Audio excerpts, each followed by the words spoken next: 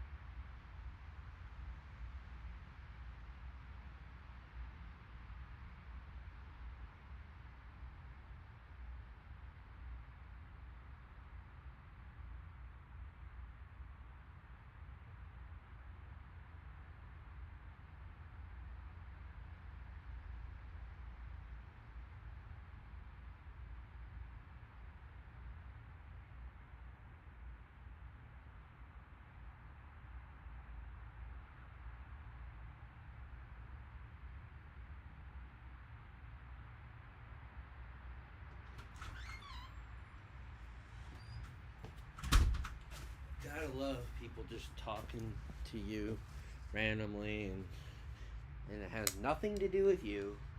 They just want to talk. Gotta deal with old people. That being my mom, or whatever.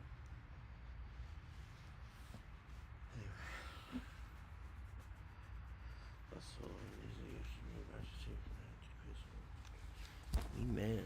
Let's go. Thank you, God, for this wonderful food today. Actually, another freaking chat rate 1. Okay, whatever. Yeah. I think this, what the frick? Come on. You're close. You're close. Come on. Oh, yeah. Okay.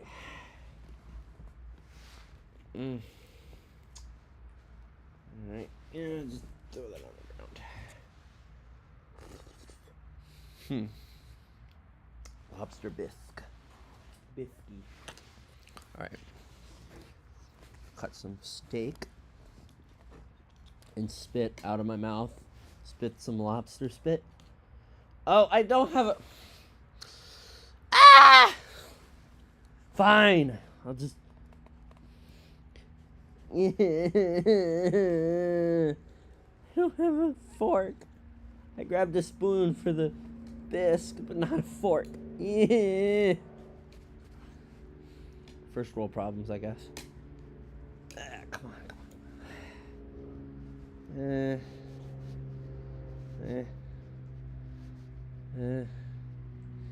Maybe I'll go inside and get a freaking fork.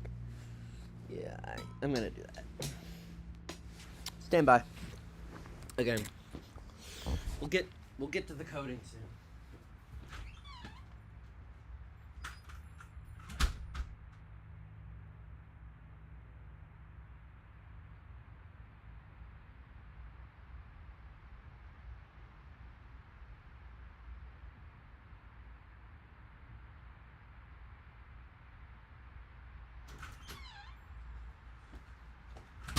Blah blah. What? Speaking of mom, so No, I'll tell this on a separate video. It deserves its own dedicated video, but so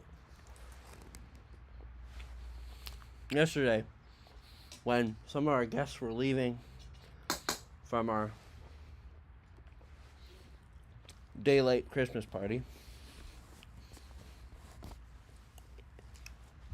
she stops our guests because she thinks she needs to tell them something really important, and it ended up being one of the most absurd moments in the history of my family, where she just says something completely off the radar, and it's like, what?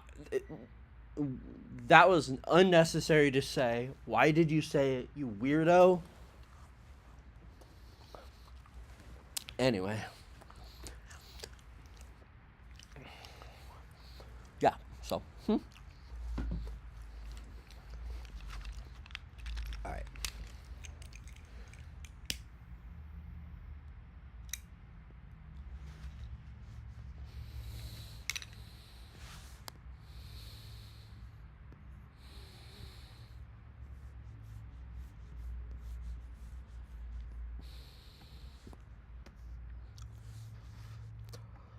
Alright.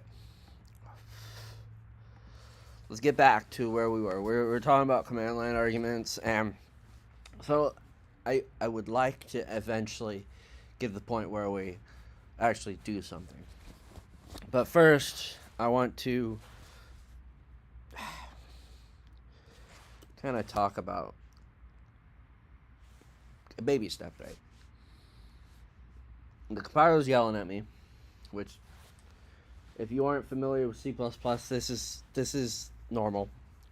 Your compiler is gonna yell at you. Get used to it. So some basic stuff. So main right here, this is your entry point, right? Granted, it isn't the true entry point because come on, fine. You know what? I have to use these stupid things. Actually, you know what? I don't have to use them. What are you doing? Come on! Oh my god, dude. There. I won't name them. There. So, this is the entry point, but if we look, if you look at the true disassembly here, okay, filter, tool, new. Okay, so so main is technically the entry point, right?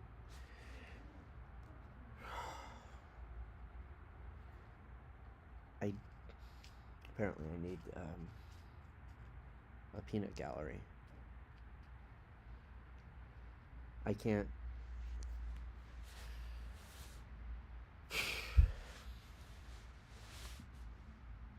Anyway, so main is technically the entry point. However, most platforms have code to actually execute main, so it's not the true entry point of the program. However, from the standpoint of the developer, main is the entry point. So this is the entry point. The first thing would be argc, number of command line arguments, argv, command line argument. So main, the entry point of the program. Right?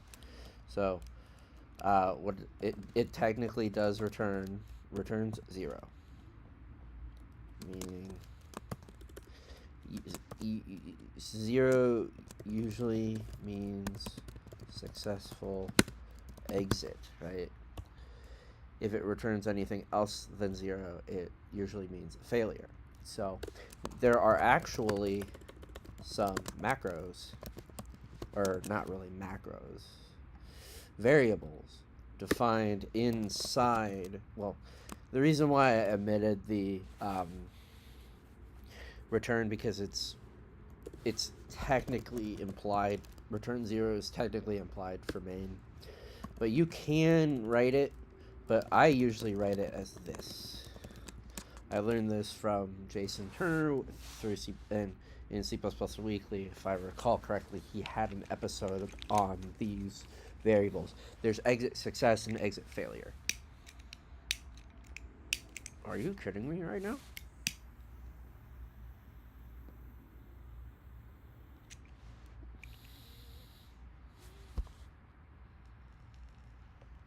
So, ideally, we would do a return success, but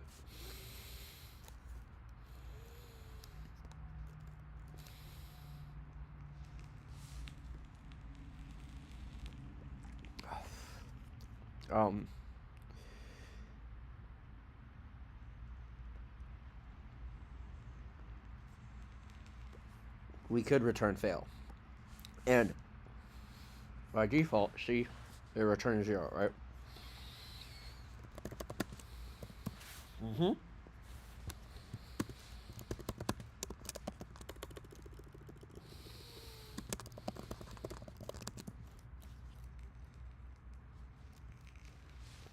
By the way, this is implementation defined, but it's usually going to be 0.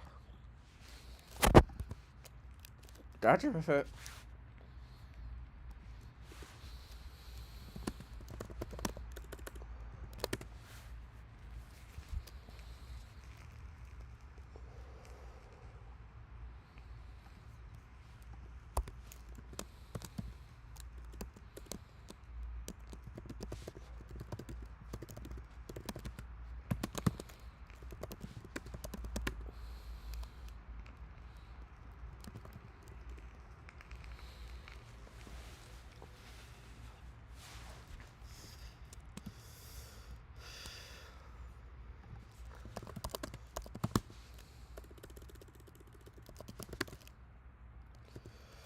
So 0.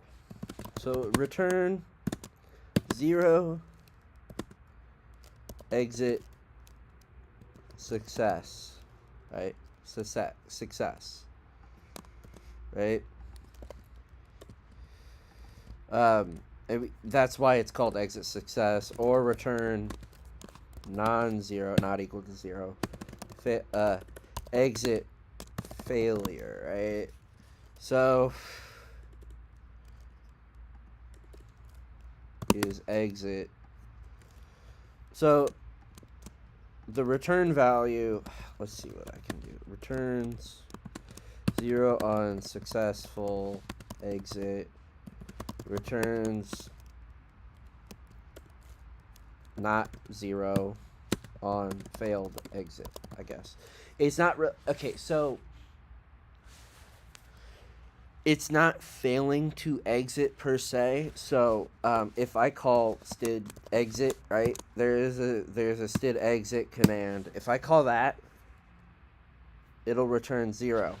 If I call std exit 42, it's going to return 42, right?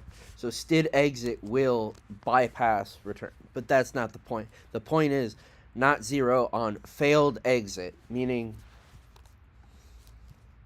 exit upon an error on exit with no error, I should say. Not 0 exit with no error. Exit with an error. With an error. So a lot of times people will have like a table of error codes or whatnot to do this. So this return 1 is the same thing as exit failure. I can't, what is the problem with my spelling? Failure. So we return 1. So the way I like doing this is, so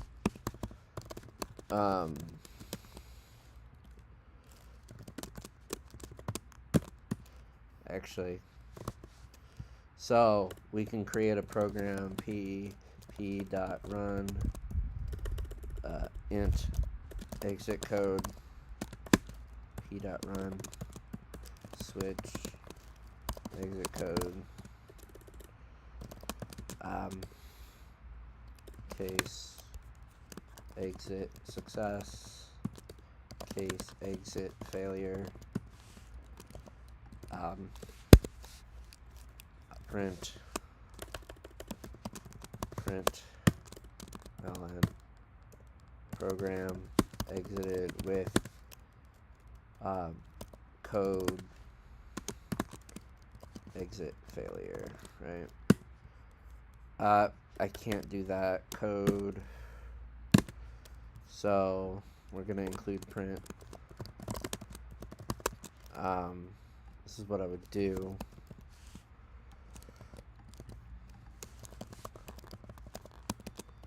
Default is just break, and then return exit code. So, and I forgot a semicolon there, but okay. So, please don't overthink this. This is really just a sample kind of thing, right? So, right here is just a standard way of basically what it's doing. So program returned 0, program stood out, program exited with code 0. I'm basically simulating what compiler or explorer is doing right here. So this is really kind of looking out to the future, right? Kind of I'm not teaching you how to do this, right? I'm teaching you really about the error codes and stuff like that. So at first, we'll just return exit success. Dude, why are these raccoons so freaking loud? Anyway, so cool. So actually, let's do some basic math first to kind of showcase how to program. So we already covered hello world. So hello world, that's basically hello world, right? Pretty simple. So let's do some math, right? We got stupid fireworks. Cool. Float y equals 2.3, right? Now I'm going to put a double z equals x times y, right? And then we can instead print ln x times y z equals z x y z. Boom. Don't worry about the unused pieces of garbage. See, pardon this technically it is 2.3, but computers love to be imprecise with their math, so so we can actually put a different number like 3.2 maybe. So are you kidding me? Come on. Wait.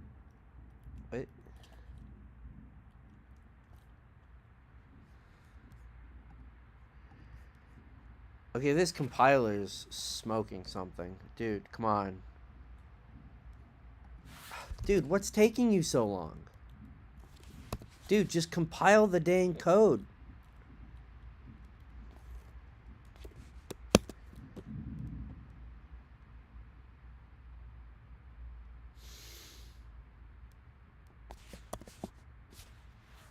F you. Come on.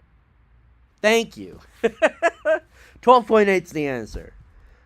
You could also, if you want this to be exact, you could always do trunk.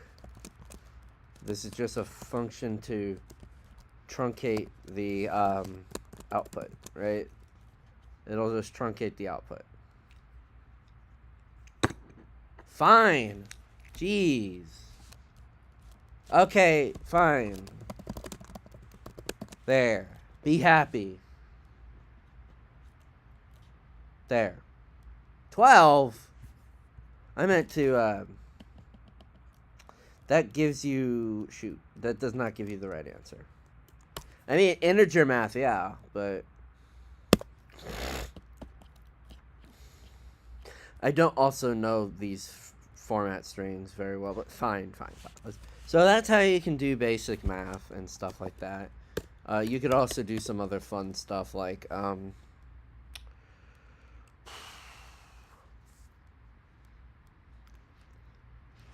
can do, actually, let's, factor out, do a function. Let's do a function to sum up a list of integers.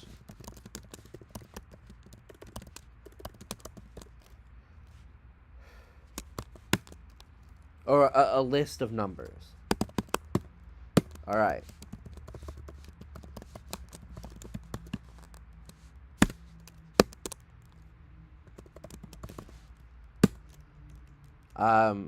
Pardon me, this is gonna get a little bit tricky here. And honestly, this is also how some things can get. So we have our sum n equals a default constructed t. I'll just say 0 for now. I know you might have other things, but this is intended to be numbers. So then we can loop through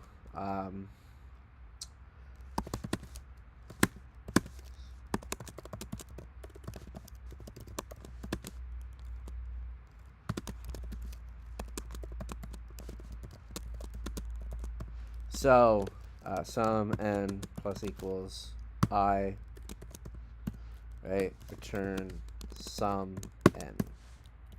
So then we can sum. We can instead print ln. So add n.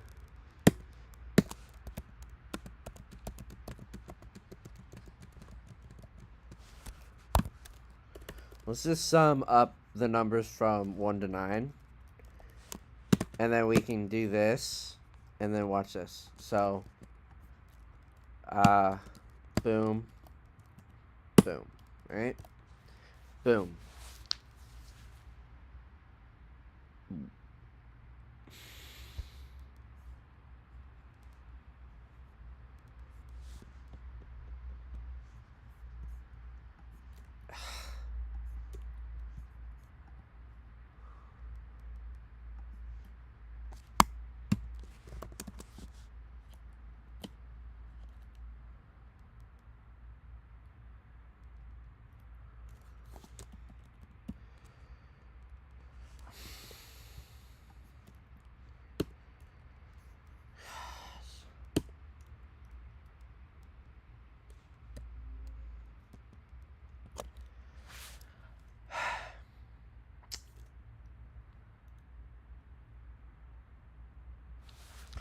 Okay, we're running into a problem with the formatting library, and I am going to say screw that, and we're going to just do it normally through standard out, because I don't care.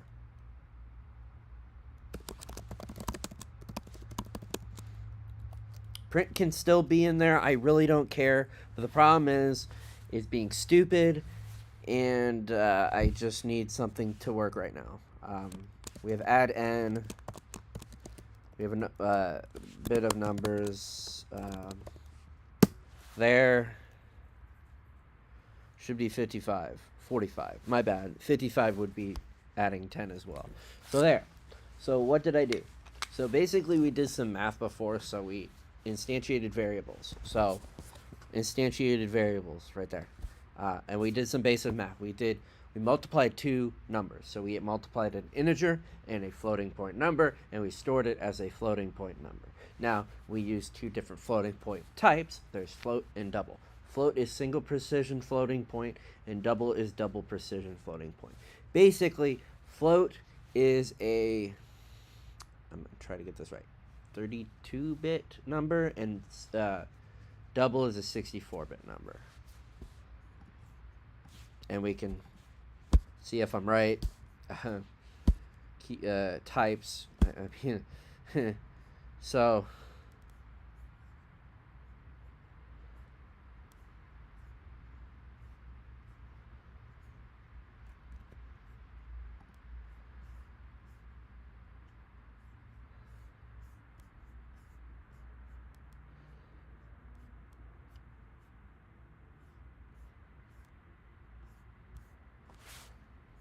32 and 64. There's long double for 128 thing, whatever. It may not be that. It may be something else. I'm not wanting to go into the details of that. But, so, the cool thing here is that this can sum up any, like, amount of integers. So we can sum integers. We can also do summing of floating point numbers, as you can see here. Hold up. I'll do another one. Add n.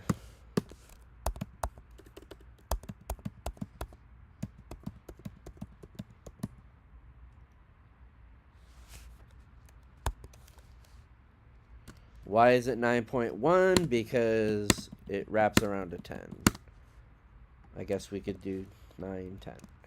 So we can add n this, and then do that, and then print out another thing, and it works. 27.1. We can technically mix the things, because once it deduces the type, so once t is figured out, everything else has to be t, right? So this version is actually an integer version. This one is a floating point version. So, yeah, this is a very cool way of summing numbers. You could also do, this is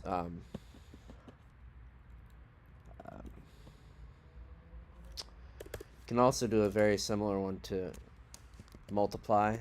We can do a multiply n, product n. We, instead of doing the plus equals, we do the times equals, and then we have that. We can also do the product n. So we could do something like this, and we can do product or multiply n. We can copy this thing. Pardon me, I'm not really gonna fix the. Okay, we're good here. Nice. Lovely. We have to start with the product of 1, because that's the identity element, and now we get the product of this. So this is the product of all these integers.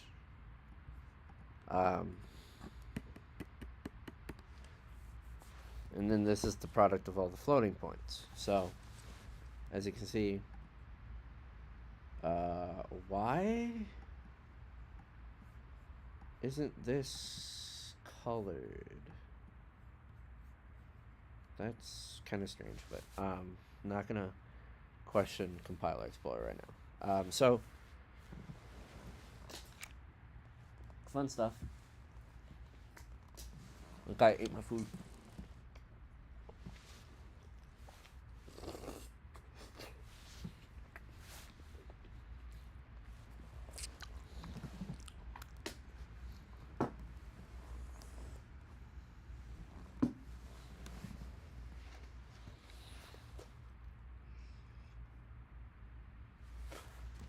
So, just to kind of go over stuff. It was a good way to know types. So,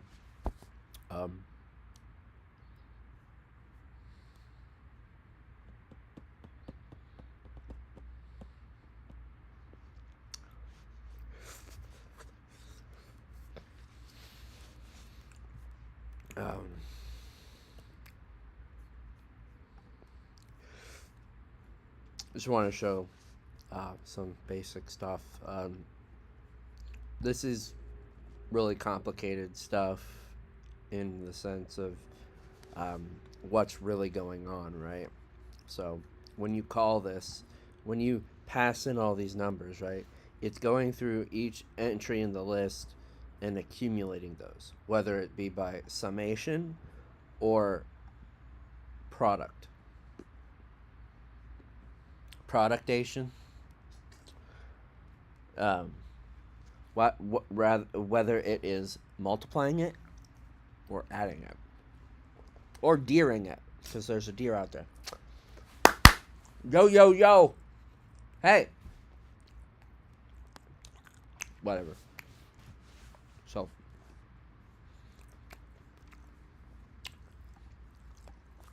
that's kind of the basic of variables. I mean, this is variable. We're utilizing it. We're utilizing this variable too. Auto is just saying, I want you to declare the type for me. I know you can deduce the type. I'm lazy. I want you to do the work for me. That's what auto is.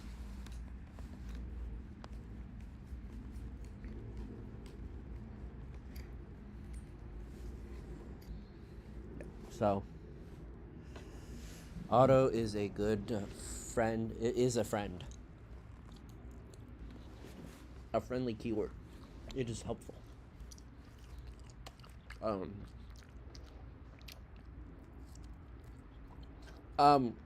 There's also a concept of friends, but we're not talking about that. That's way too complicated. And it's not a good thing to teach first. Anyway. Variables.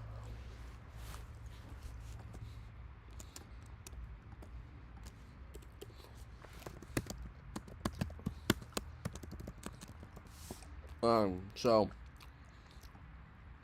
let's go through this. So this is a variable declaration. Do not worry about that. This is basically telling the compiler to shut up about me not using this variable. So this is basically this is basically a dummy usage of the variable to shut up the compiler. I mean, I could just remove the warning as errors here, but I don't care. Actually, I can just do this. I don't really care. So what we're doing here is we're declaring an integer and initializing it. So this is declaring an integer. This is declaring an integer and initializing it with the value 0. Right?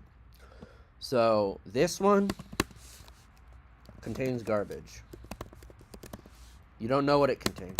This contains 0. Right? Awesome. Similar thing here. I can declare a float, and then I can actually let's change this to a long and change this to a short. This contains garbage. Double W excuse me, contains 1.2. So if we introspect on all these variables, So if I do a std println of x, y, z, w, x, y, z, w. If we print all these things, and you'll see what happens. Okay, so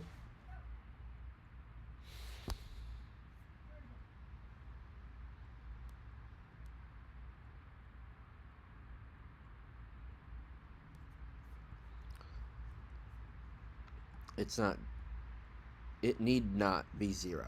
Right now it's initializing it to 0, right? So this could contain garbage, right? It could contain it's an uninitialized variable. So that means it can contain any value it wants to.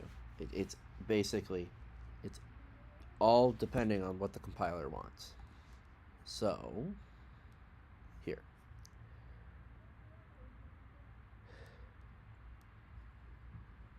what?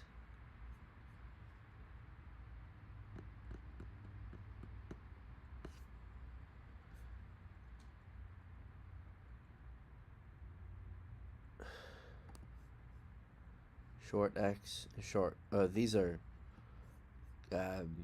optimized out.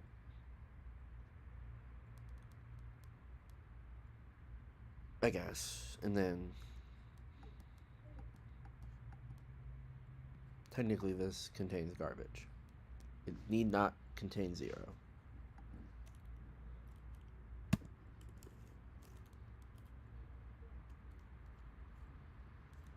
So this prints out 0, but it need not be 0. Y prints out 0 because we assigned it the value 0. Z is 0. However, it need not be 0. It could be some garbage, like, it could be that, right? And the same thing here. This could be that. Not that big, because short is only 2 bytes. But the point is, it could be like 12. And this could be 5432, right? It could be that. Could be that, but it's not. Contains garbage. So make sure you initialize your variables. Okay, that's variables. Also, there's some other funky things. I can actually do x equals y and z equals w. The big problem with doing that is that it is, so this is implicitly converting. Okay, we're gonna make y equal to 1 and this equal to 2.3 so we can see stuff here.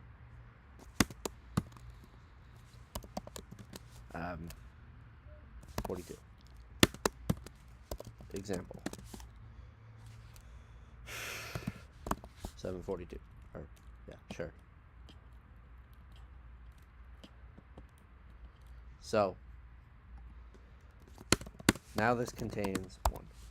Now this contains 2.3. And you can see in the output that is true. Now what happens here is a thing. So this is actually converting a long to a short. We have to understand, in a way, excuse me, type conversions, right?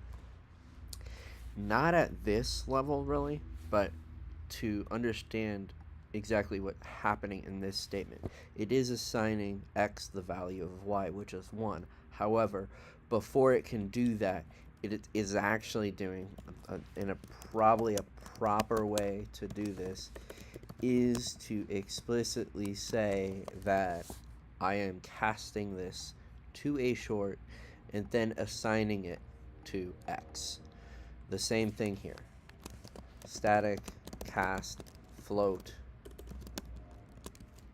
w, right? That is the more proper way of doing it and making sure that the compiler knows what you're doing. It's basically saying to the compiler, I want you to do this. I don't want you to guess what I'm doing. I want you to do this and then do the assignment. I want you to cast the long to a short and then assign the value. That's what it's doing. So we'll cover casting later, but this is the this is arguably the correct way to do it. I'm not saying you can't just do that, because it is valid, right? But this is more correct. So then we can also do, let's get rid of that. So I want to show you what happens when you do something and then the compiler yells at you because you are doing something stupid. So float f, or my float, right, equals 1.23.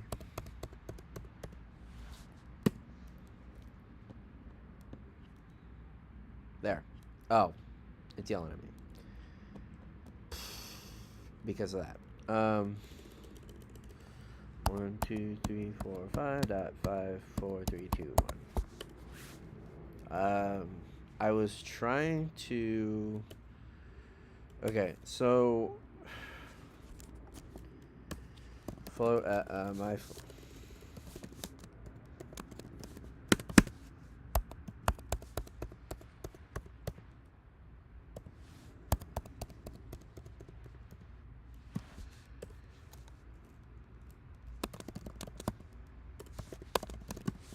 I want you to yell at me for truncating that value.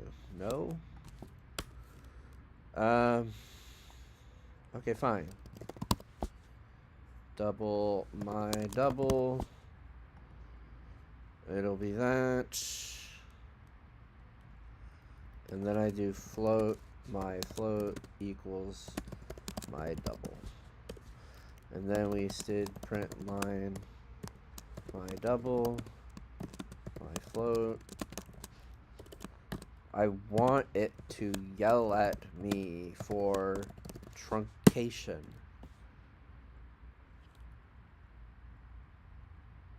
No.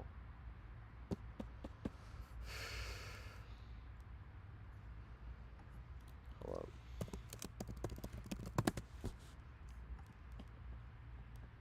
There we go. That's the problem.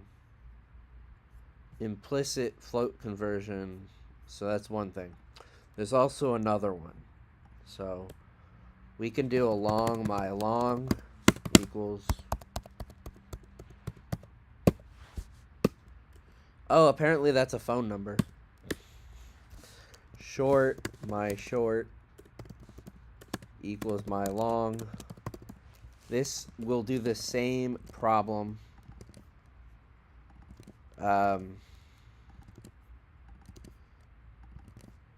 This is the same problem. Implicit conversion loses integer precision.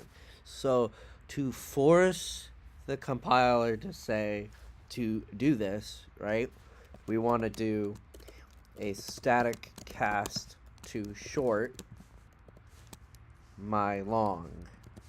That will tell, and we also want to do a static cast to float my double, because this tells the compiler, hey, I mean what I say, do the conversion, I don't care.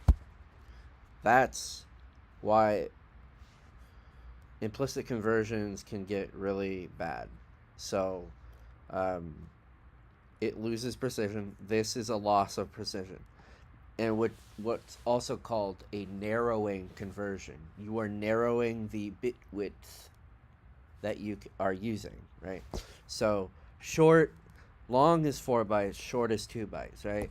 Double is 4 bytes, float is 2 bytes, right? Or no, float is 4 bytes, double is 8 bytes. Okay, so as you can see, it's a 4 to 2 or an 8 to 4. So it is loss of data. Now, the reverse is not a problem. I can store a short and a long, and that's fine, right?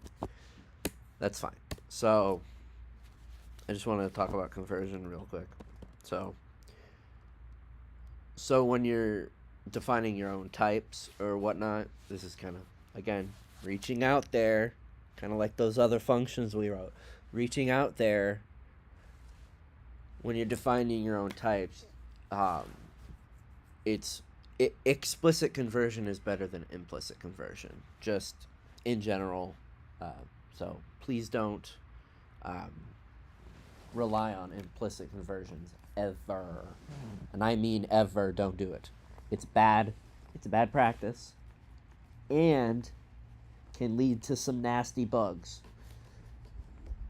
So basically, code with intent. Don't tell the compiler, hey, just do whatever you want. No. Do not, because the compiler is not idiot proof, right? It is not idiot proof. So you do not want to assume the compiler is idiot proof, right? You do not want to assume that ever. I mean it. Never assume the compiler is idiot proof. It is smart, and it can definitely help you out in a lot of cases. But it's not idiot proof.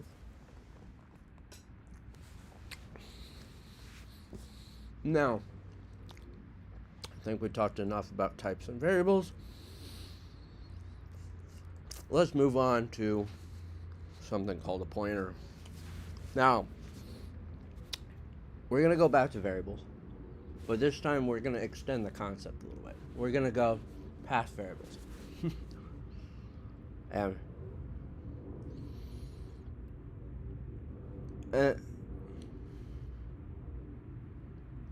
there's a reason why I'm doing pointers before references, because, oh my god, references are just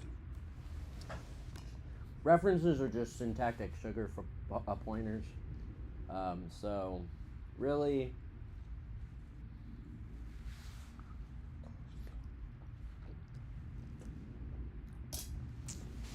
it don't matter. So, pointers.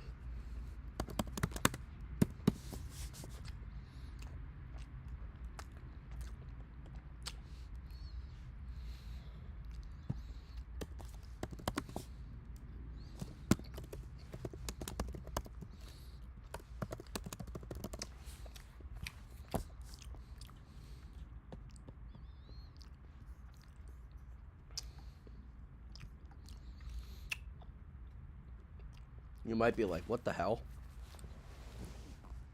Why is it yelling at me for that when it's not yelling at me for a pointer? So, fuck.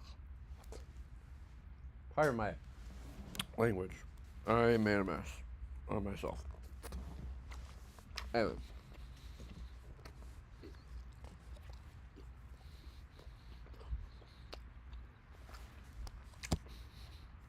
Void is what's called an incomplete type. However, you can actually have a pointer to void. Here's why. Pointer to void is basically you're pointing to a place in memory. That's what a pointer is. You're pointing to a place in memory. So I can actually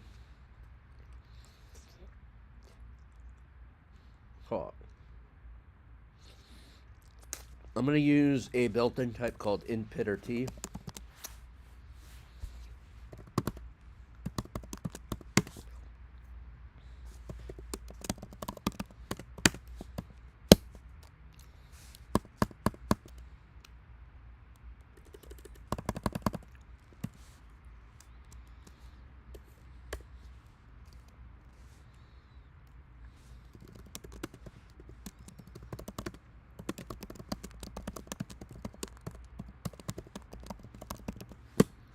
So, the weird thing is, hopefully this works.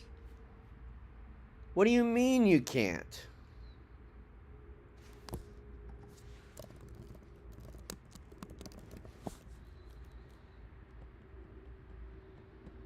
Fine, you jerk. So, don't worry about. Okay, you know what? Fine. We're not gonna do a reinterpret cast. We're gonna default to C for now. We're gonna cast this to void, right?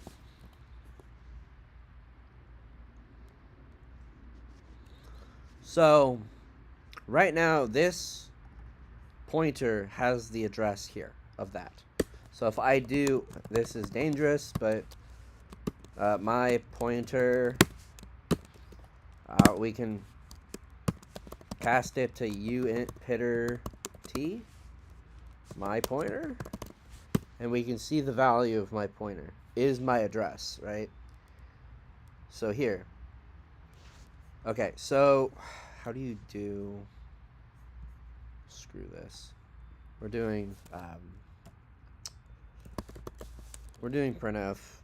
My bad, sorry. But I don't really know how to do it otherwise.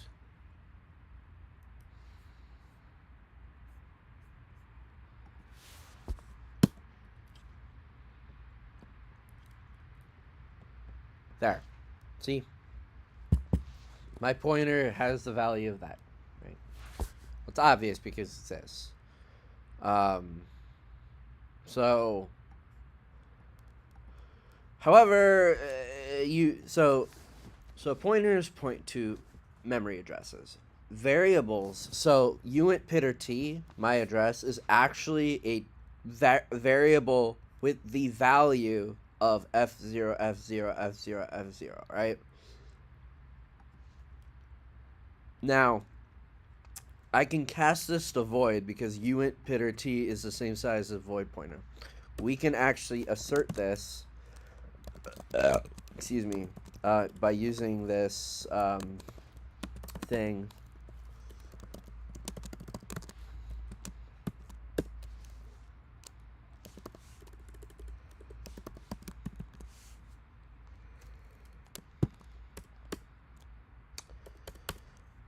We can actually assert this by we can do this.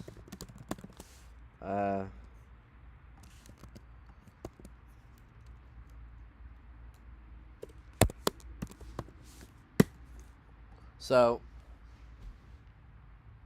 see, it's true here. So we're not gonna get that assertion. I could do assert, but yeah, I like if statements. Anyway, oh come on.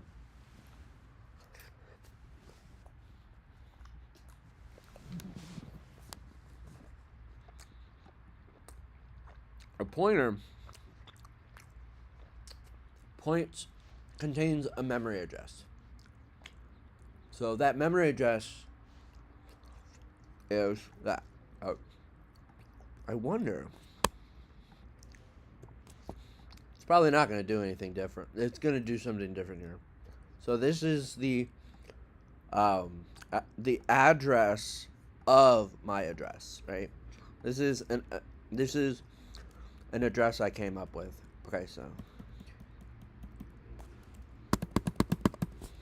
wait.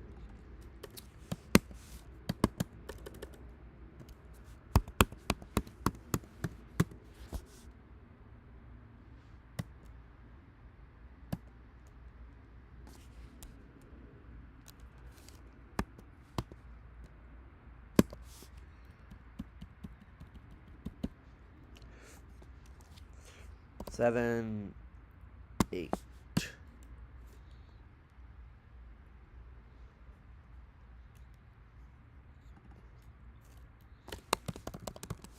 I can cast that. You'll see. That is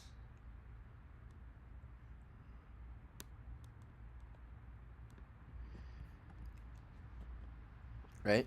So it's the size of my address.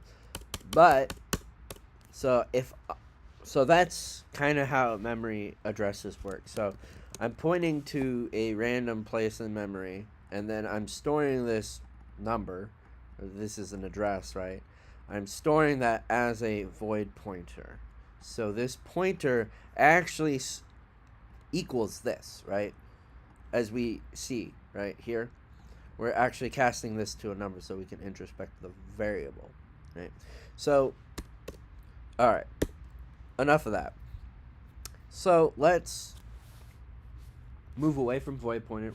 We'll come back to that soon. But let's do something here. So this is kind of interesting. So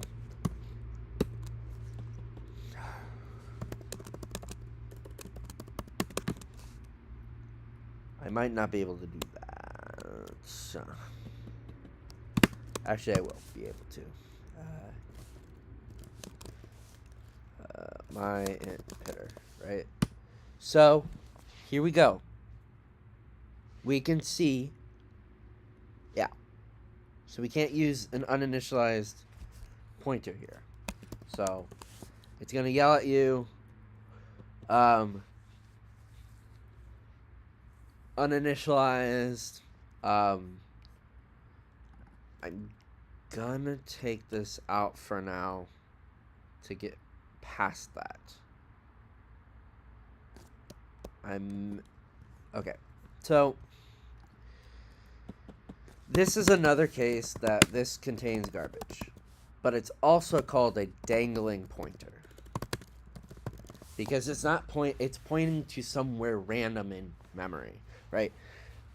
We are just lucky that Clang is initializing this to 0, right? We just saw if we took out where we get a 0, right? Right?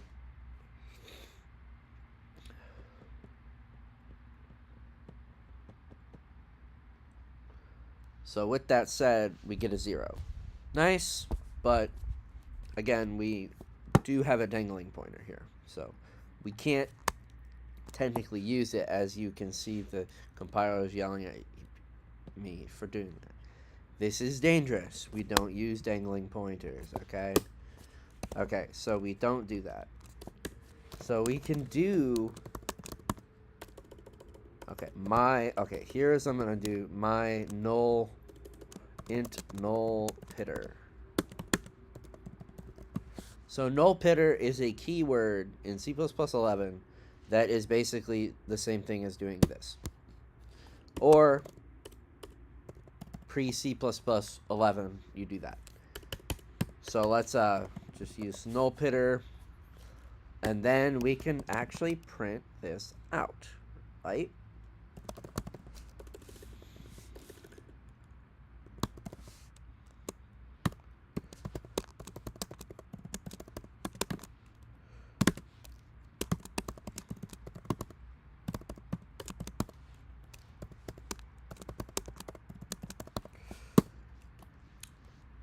So, what we're doing here is not actually... Shut up. I have to use this, so we're shutting up this pointer. Shut up. So, boom. Silent. Shut up, Clang. So that's a null pointer. It has a valid value. It's pointing to 0. This is the memory address of 0. Now, here's what we can't do. And we're actually going to get what's called a segmentation violation or a segmentation fault by doing this. And then we try to write out again. Now we're going to get a runtime error. Boom. Program terminated with signal sig_seg_v. Segmentation violation. This is also called a segmentation fault. Why? Why did this happen? Well, you cannot assign anything to null. You cannot modify the value that null points to, right? Null is a safe place, right? It is safe. It is a safe value kind of for a program. And if you start not messing with that, your program's going to yell at you and say you're being stupid and then crash. This is basically a program crashing. So, how good are we doing? Oh, people are viewing me. Cool.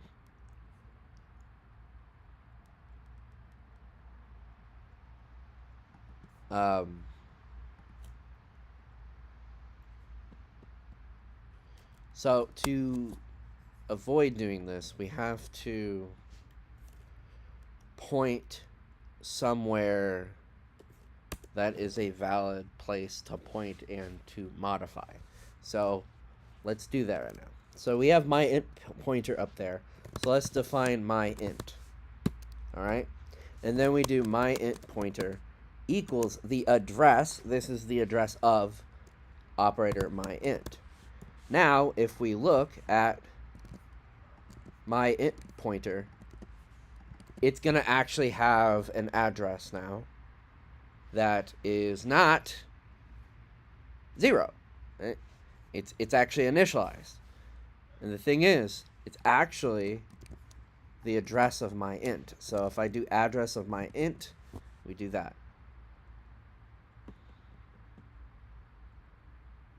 What do you mean? Oh, I forgot to do the address of operator there. And that's another bag of worms that I don't want to talk about right now. Operators. That's why we had this stuff. I don't really care right now. That's, again, looking further out. Kind of just giving an example so we can see stuff, but not to get it really into the details of the code per se. So this is a pointer. Now we can modify my int equals 1, and we can see what happens. What happens when we assign to that variable? Nothing. As you can see, we have the same values. Nothing happens. However, something did happen. So this is an uninitialized value. It's probably going to be 0, but this also contains garbage at this point, right? Right? Contains address of my int. Contains 1. This is still containing the address of my int. However, if I do a println of my int, now you can see we actually have a value there. And if we do another assignment to it, so let's say 2, and we print this stuff out again, you'll see what happens. These addresses are the same, right? Even before we do anything with it. This is when, so I won't print out my int. I'm going to just say my int uninitialized, right? Just going to print that out instead. So my int is uninitialized. These are the addresses of my int. My int is now 1. My int is now 2. Here's the cool part. We're going to do that dereference thing that I did with the null pointer, but this time on my int pointer. And we're going to assign 3. So now my int contains 3. And we can verify that my int now contains 3 by doing this. Boom. Boom. So that's the cool thing about pointers. They are memory addresses of, they point to a memory address. They don't contain, they contain a value, right? Like a normal variable, but that value is not a value like in the traditional sense of like, if you have an integer, it's a 0, 1, 2, 3. It is still that, like like I was saying, I'm using std uint pitter t as that. So it's still an integer, but the integer has a more, it has a semantic meaning now, other than just some variable value like 1 or 2. This is actually the memory address of my int, right? That's what the variable here is. And I know this is a C style cast, whatever. So that's kind of the basics of what a pointer is and how to use it and how not to use it. So let's get on to talking a little bit more of pointers. So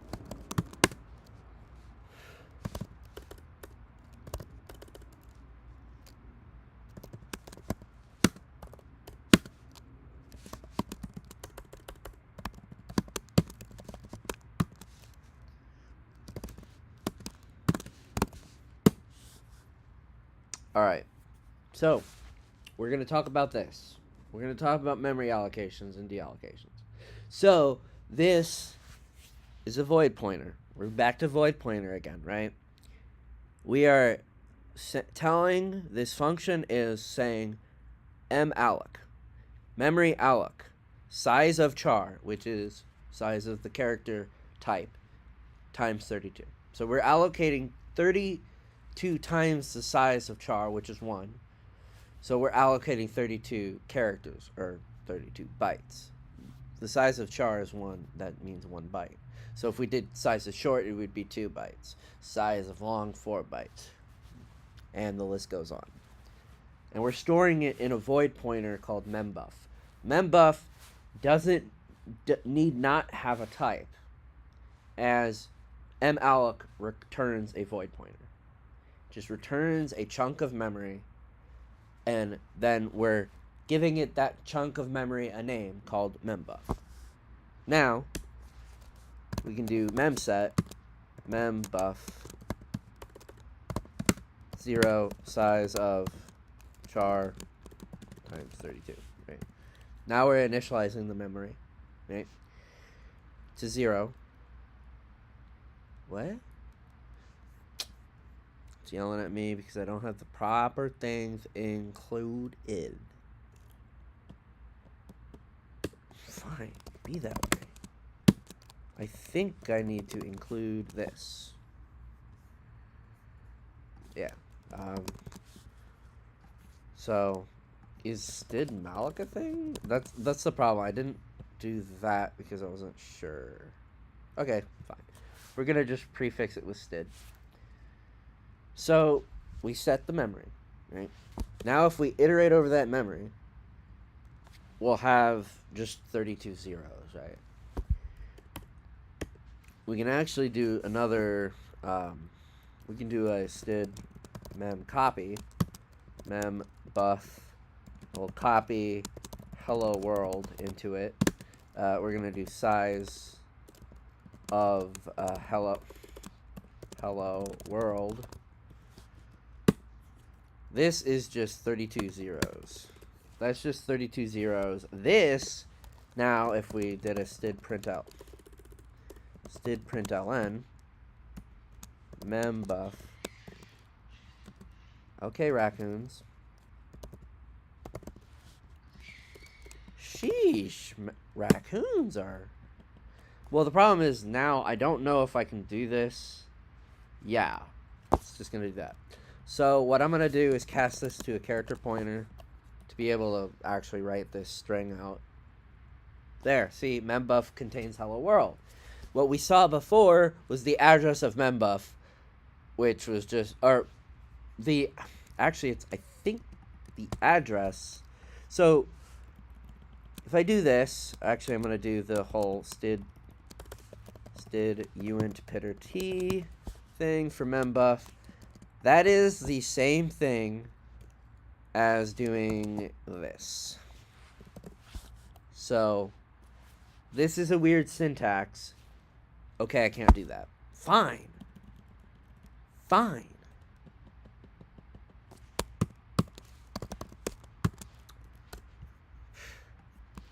fine. Anyway.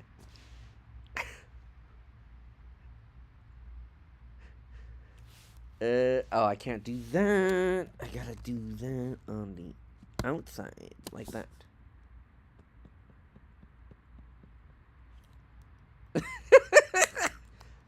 Okay. Weird syntax, but sure. Cast it to character point like we're doing down there. Access the first element and take the address of it. That's what it is. Sometimes you need to do that. So, and this is just proof. This syntax is proof that the membuff points to the first element of the quote-unquote array. We'll get to arrays soon. I really probably should have talked about arrays before pointers, but before this nonsense. But that's the basics of memory allocation. Now, you might question, if you allocate the memory, shouldn't you deallocate it? Maybe that question didn't cross your mind, but it should have, because every memory allocation shall match with shall have a matching deallocation, right? So in this case, we want to do std free membuff.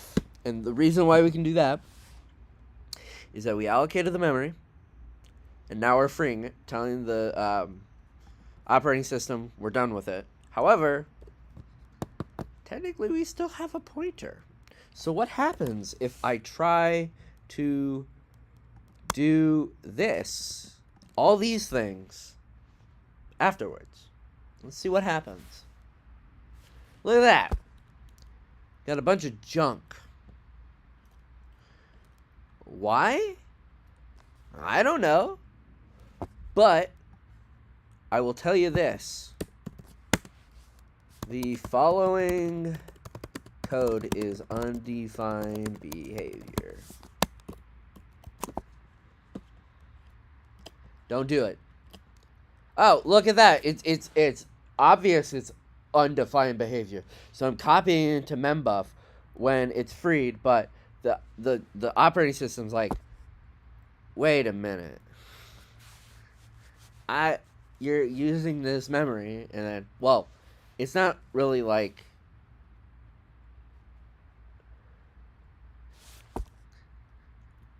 the biggest problem here is that it's trying to write a string, but then it doesn't have that memory reserved for it. So the operating system's free to use that memory for anything else, right? So that's why all this code right here is undefined behavior. I mean, you might think, oh, how is it undefined behavior? I'm telling it to memset that set of memory, copy hello world into that, and then I'm introspecting on that variable, right? You'd think that's valid, but it is not, because you literally told the operating system, hey, have this memory back. And now you're trying to use that memory again when you don't have access to it. Appropriate access to it. You're not accessing memory that you have rights to anymore. You basically relinquished rights to that memory, and then you're still trying to use it. It's basically like trying to access a rental car when you already returned it to the rental place, but you still have the key to it.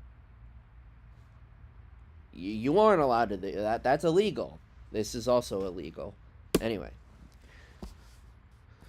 So that's the basics of memory allocations and deallocations.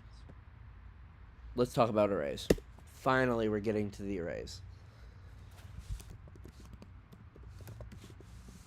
So define 3 integers. Alright. So pretend this is a 3D point in space. So we do 3, right? Okay, instead of doing that, we can do 3 dim pit, right? 3 dim pit. 0, 1, 3 dim pit, 1 equals 2, 3 dim pit, 2 equals 3. So, This is an array of size 3. Funny enough,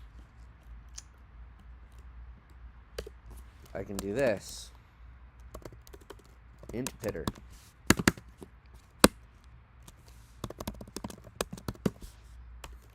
Boom. So, this is the same thing as doing that. So, again, to shut up the compiler,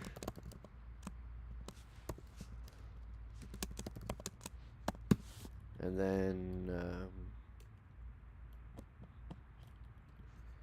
so shut up the compiler. So, let's explain. I'm assigning the value of 1 to this integer variable called x. I'm assigning 2 to this integer variable called y. I'm assigning 3 to this integer variable called z. So let's actually use these, right? So now we can get rid of these stupid things because we're actually using the variables. So we declare an array of size 3. So this is an array of size 3. We assign these values. So this contains 1, contains 2, contains 3. This contains 1, contains 2, contains 3. Why did you not move to that next line?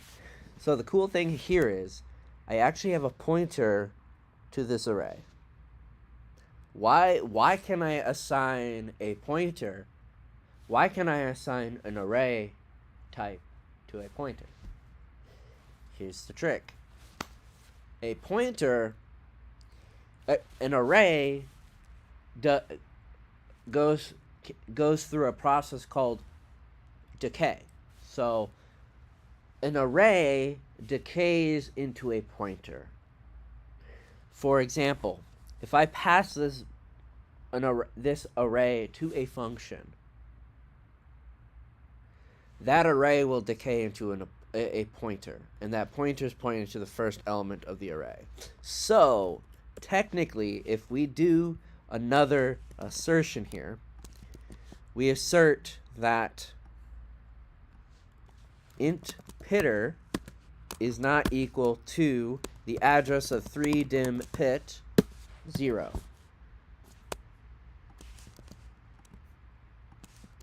All right. Our assertion passed, right? Cool.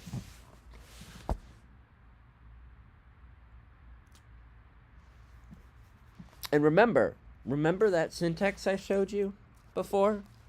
Actually, we could just say it's not equal to this. Hold up. That. So it's not equal to that, right? But it is, because as you can see, it's equal. However, you could also assert another statement. That similar syntax I showed you before. Same syntax. Why? Okay, same syntax. So, it's the address of the first element. This is proof that a pointer to an array, or that is proof that an array decays into a pointer that points to the first element of that array. Right? So, that is what that proves. So,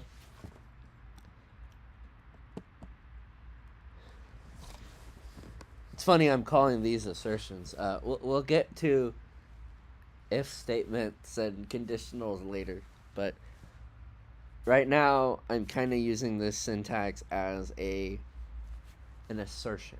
So we're asserting certain things. We don't need that assertion about pointers anymore. So, yeah. And how do you access arrays? Well, I already showed you in the pointer example and this one, so we're gonna do something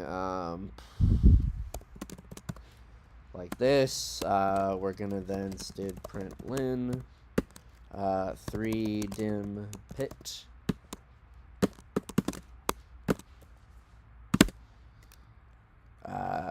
I 3dim pit index on I. Boom. Shakalaka. Sorry. There we go. Look at that. Beautiful. Bootyful. This is full of booty. Now, funny enough, we could also replace this 3 with size of 3dim pit. And the reason why we can do that is because that's an array. I lied. That's going to give me the size of that, but we actually have to divide it by the size of 3dim pit 0. And here's why. So, because the calculation of a size of an array is weird. So, the size of an array variable is actually the amount of memory it takes up. So, the amount of memory this thing takes up is 9. 8. What? What the frick? Int is equivalent to a long, so 4. 12. I can't math, so I can't believe I even passed math class back in school. Should I go back to school? I'd probably pass math class. I just can't do it on the fly very well anymore. Losing that skill. But, so this gives you the size of the entire array in bytes. But we want the size of the array in elements, right? Elements are not the same thing as bytes. This size of 3 is element count, not byte count. Byte count is that times 4, because the size of the first element times the size of that. Size of the first element times 3 would give you the size of the array. So, to reverse the math, you'd get the size of the actual array, and then you divide it by the size of the first element. So, basically, you're just saying the size of int times 3 divided by the size of int. So, that's why I was actually giving you undefined behavior here. This is actually undefined behavior. See, you're getting junk. So, I'm getting junk. So, that is kind of the basics of arrays, which is kind of cool. So, yeah. Let's talk conditionals. All right, conditionals. So, I've got x. If x equals 0,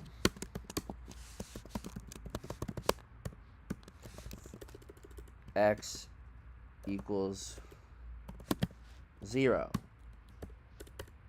else x not equal to 0, right? Boom. So it's going to yell at me for not initializing x, so I'm going to initialize it to 0. So this, okay, so let me explain this. And I'm actually going to look at the assembly this time, because this will actually give you a more deep understanding of what's going on here. So let's first talk it on the high level of reading this code. So we initialize a variable called x with the value 0. So this contains 0, right? And then we get down to this line. So we're saying if x equals 0. And the reason why we have a double equals, this is a logical equality comparison. So we are comparing the variable x with the value of 0. So this actually returns what's called a Boolean. whether it's true or false. This statement is true because x is 0. So we're saying if x is equivalent to 0, right? X equals 0. We're assigning the x the value of 0 here. But now we're comparing x against 0 with the equality operator. That is that. We're trying to say, hey, is x equal to 0? If x is equal to 0, we print x equals 0. Like we did. See, we printed out the conditional statement, the conditional thing. Then we're saying else x isn't equal to 0. So if we do 1, I'm going to remove this comment because it's annoying. So there, you can see that we have now an exclamation point there. So that exclamation point there, we can actually do if x is not equal to 0 as the check here. And then we can say equal to 0, right? We can say it's not equal. So this is basically negating the equality operator that we had, but it's a shorthand. It's actually basically, this is the longhand form of that type of statement. Not x equal to 0. So x not equal to 0 is equivalent to saying not x equal to 0. So this, right? This is negating the equality. So we're checking for an inequality. So which is kind of strange because an inequality can mean not equal, lesser than, or greater than. So it's annoying, or lesser than or equal to, greater than or equal to. Those are all inequalities in the mathematical sense. Right now, I'm talking about in the programming sense. An inequality is checking for not equals. That's what I mean by an inequality. So basically, we're checking for not equals. So that's basically for conditionals. So that's for that basic stuff. So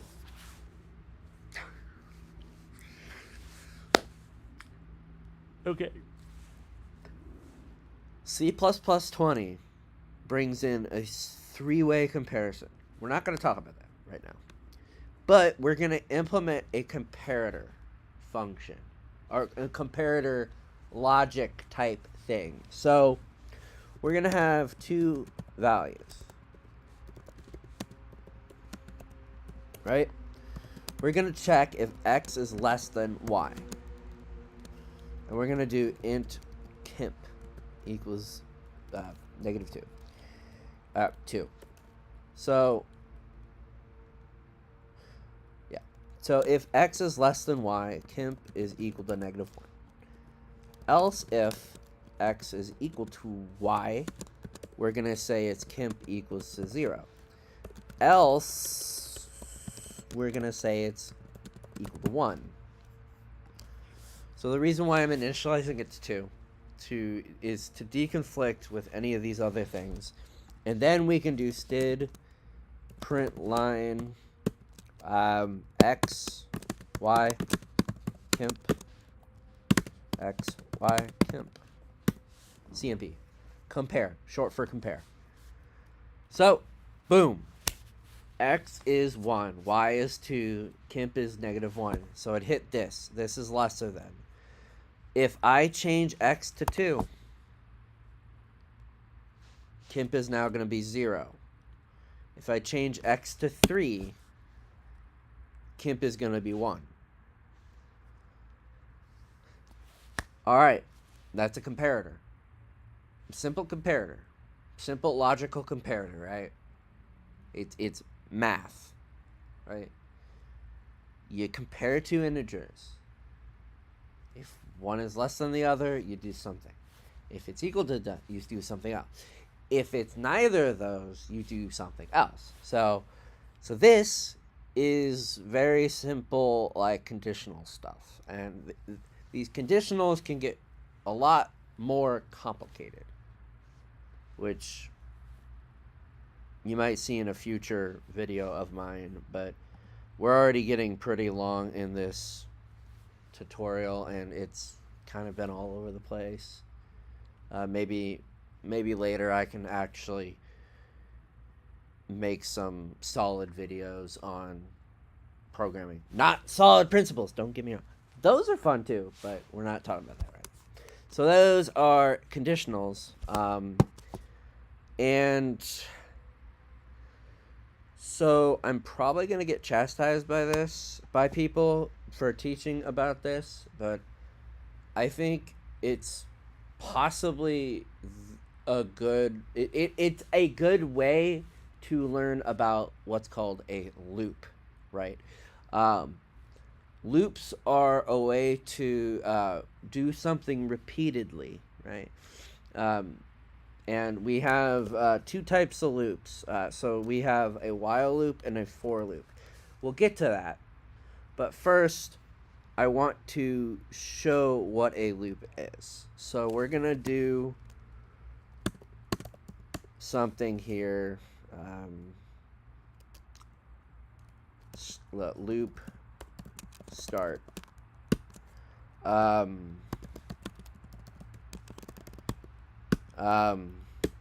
If x is less than 10, we're gonna have to, okay, we're gonna do this.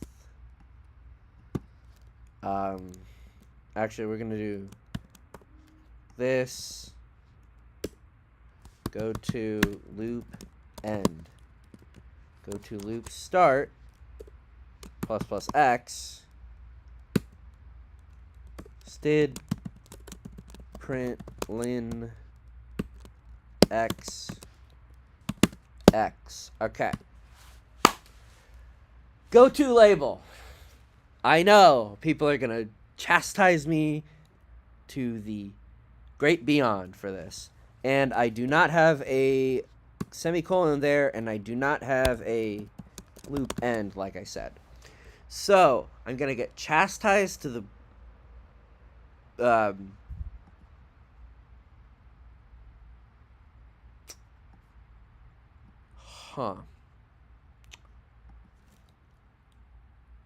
It is stuck compiling. All right. Well, okay. It compiled. Okay.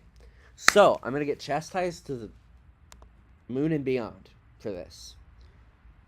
For teaching this in an intro kind of tutorial kind of thing.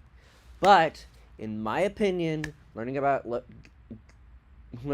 stuff that really shouldn't be used, but gives a better look into kind of how the logic flows, I don't care. I don't care if you want to write this as a for loop.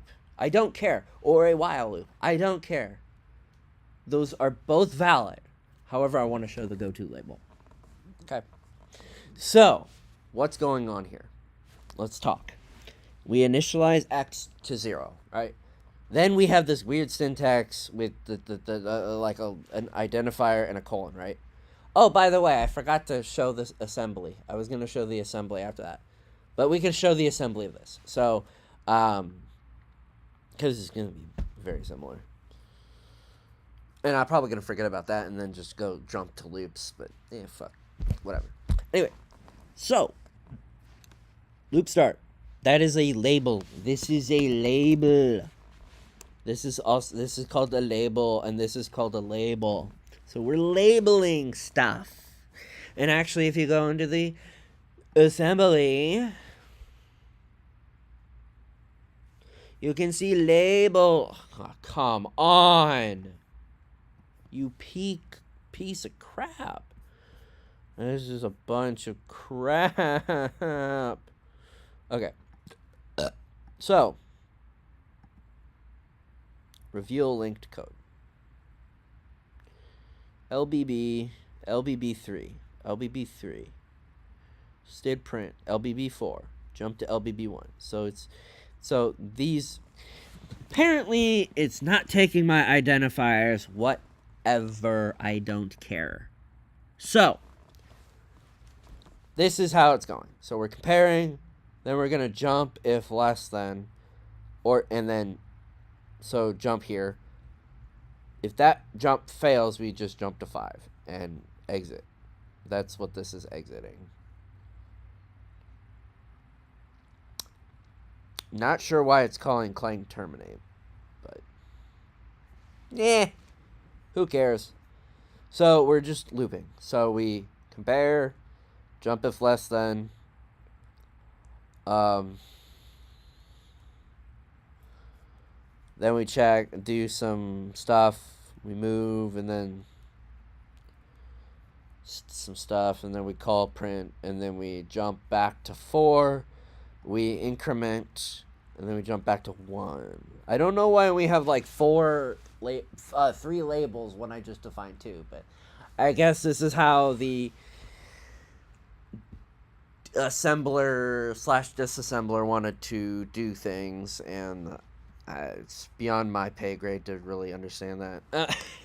Understand what the compiler is really doing, or really what machine code's really being generated. I don't care. What I care about is the code right now, because if you understand this, you kind of understand kind of how things could work. And really, I could back up a little bit and kind of show you how the more low-level kind of stuff goes on, but that's not what I'm trying to do here. So we looked at the assembly, we saw what the loop is doing, so how the jumps were going, and then that's performing the loop.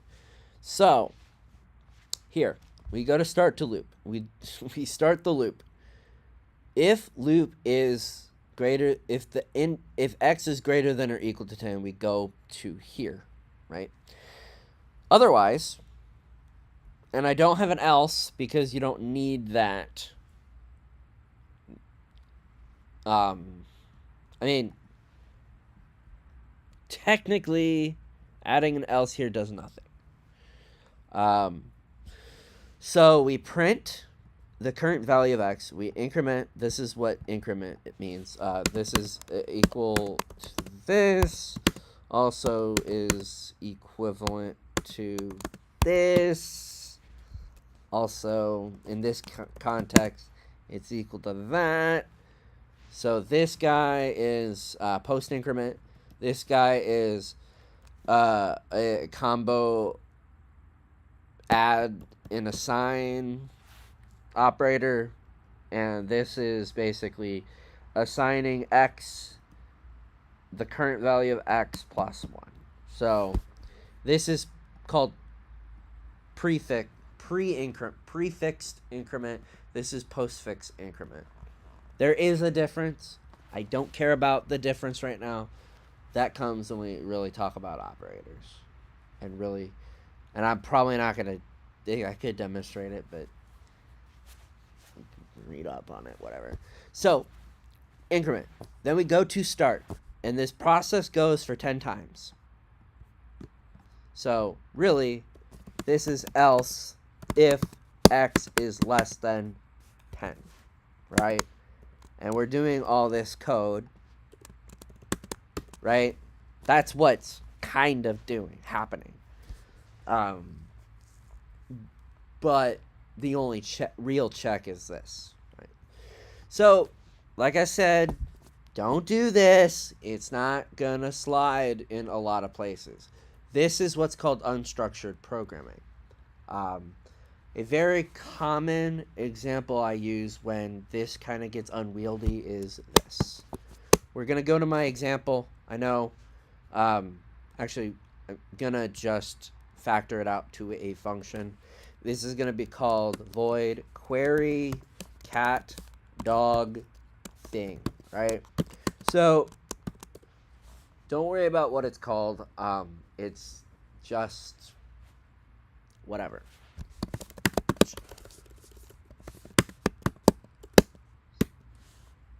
So we declare a character. Then we want to get the user's input.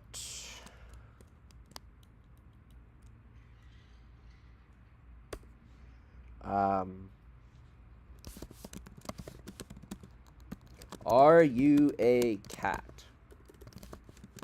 Yes or no? if ands equals yes, go to ands cat. Else, go to ands dog. Or, we don't go to anything. So, ands cat will be meow.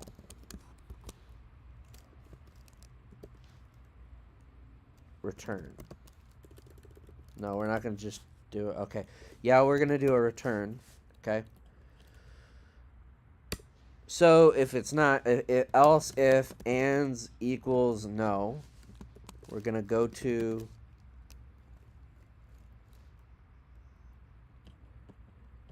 actually, well, we're going to do query cat. Else invalid input.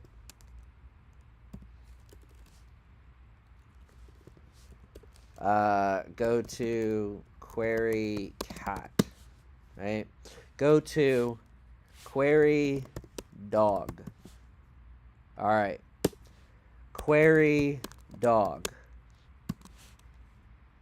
We're going to do a similar thing, but instead of asking about a cat, we're going to ask about a dog. And dog query thing, go to query dog. So we have ands cat return. We have ands dog woof. And then we have a query thing. So we have a query thing. We're going to add query thing here. And then what are you? We're going to say, what are you? What are you? So we're going to actually see in a std string thing.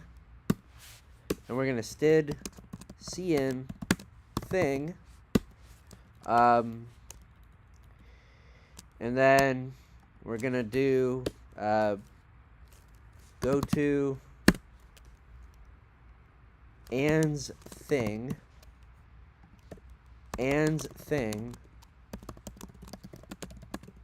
have fun being thing, new line, return. We can omit the return there, but we're gonna have the return. So here we go. What are you yelling at me? What do you mean? Jump bypasses variable initialization? What do you... Oh. Whatever. Dude. Okay, fine. Yelling at me. So, there we go. So, this is an example of where you probably want to use loops. As you can see, the labeling and the go-to just go absolutely bonkers, right? This is also can be simplified a lot, right? With loops. Granted, it quote unquote can be. This is also an example of where go-to label seems to work fine and won't really cause much issue. However, if this pattern were to continue in a repository of code for the entire thing, let's for example say the Lego Island decompilation, right? If we decompiled Lego Island and then just replaced all loops with go-to label, dude, that code would be a nightmare to read. Hands down. Alright?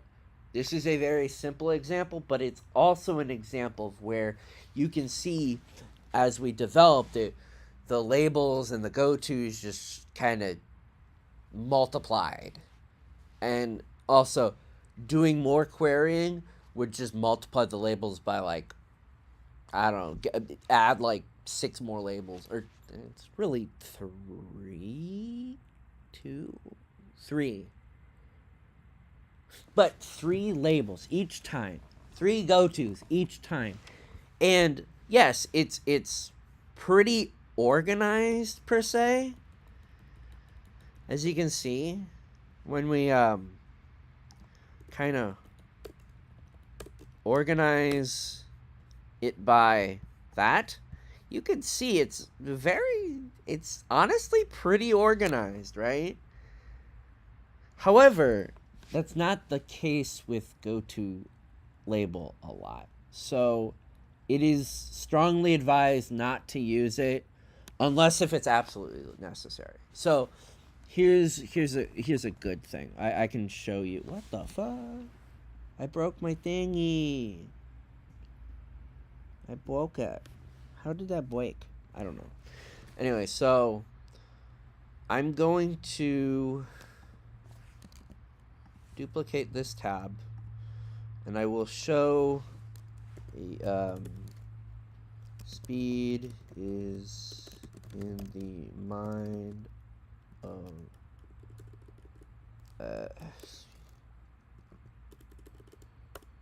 okay,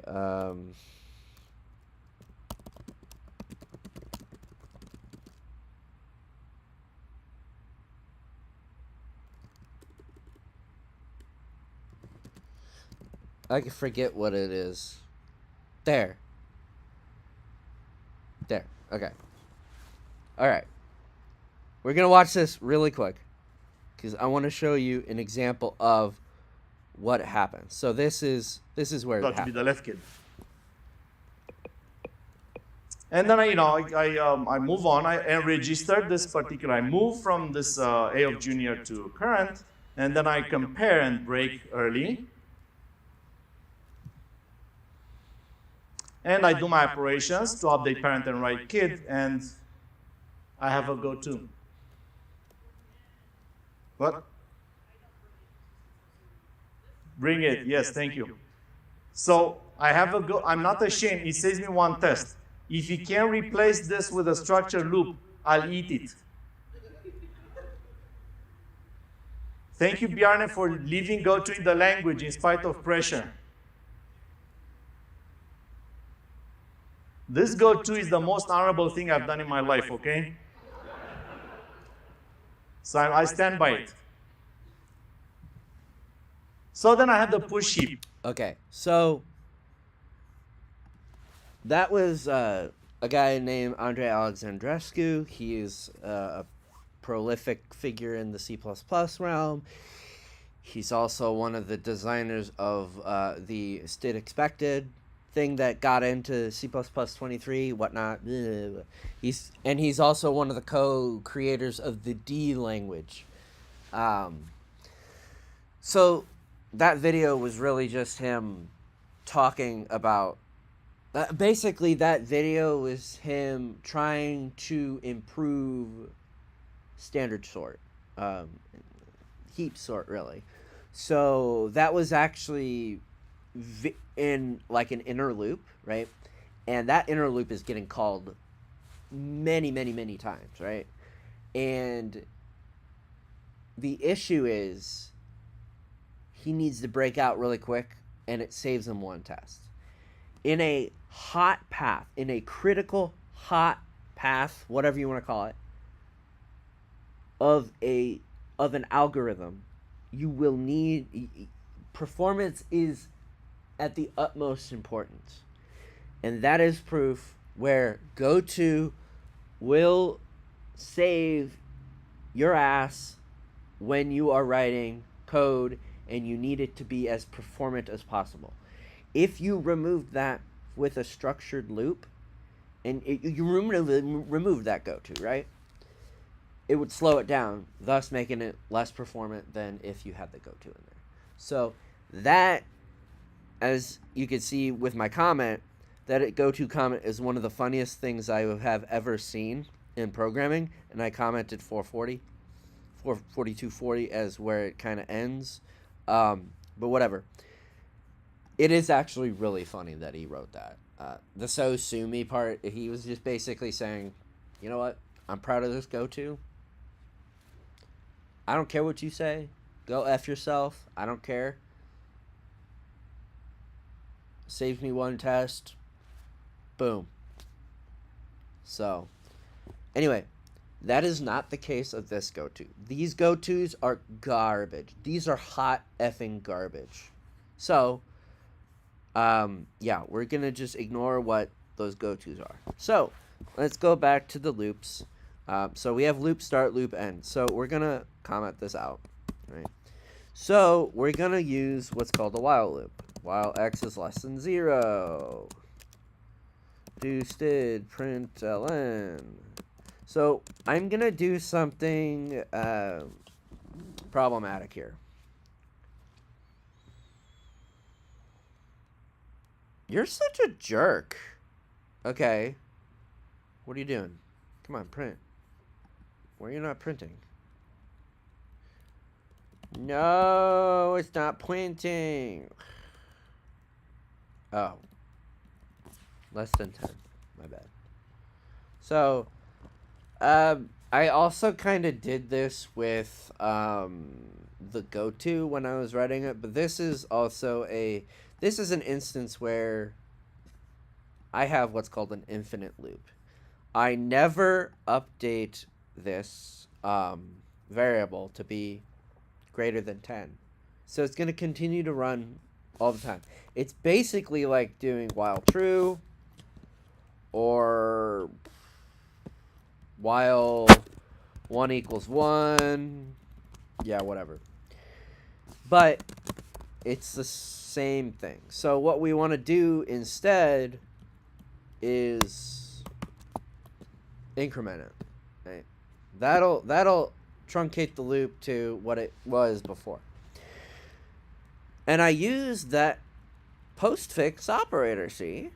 So the nice thing about that is that I could just save one line of code, but I really should do this. So, I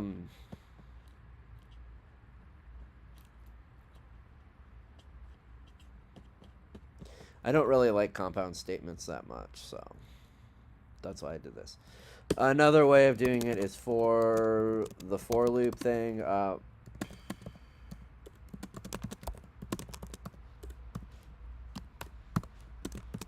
That's where this syntax comes in for for loops.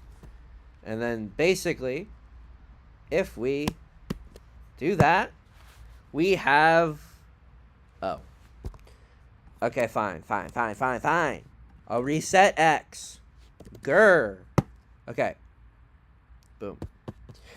So we have...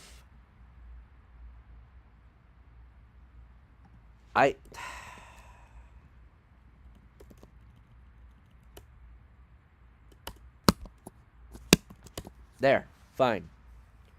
So, boom. Same thing. All three of these are the same thing. So a while loop acts like kind of what we did here. A while loop is basically saying if x is less than 10, so do this. Keep on looping. Loop start, and then whatever. I'm going to remove those comments. Those are kind of annoying. I was just kind of proving a point. So we do... So x is less than 10, so print increment. X is still less than 10, it does this 10 times and then breaks out of the loop.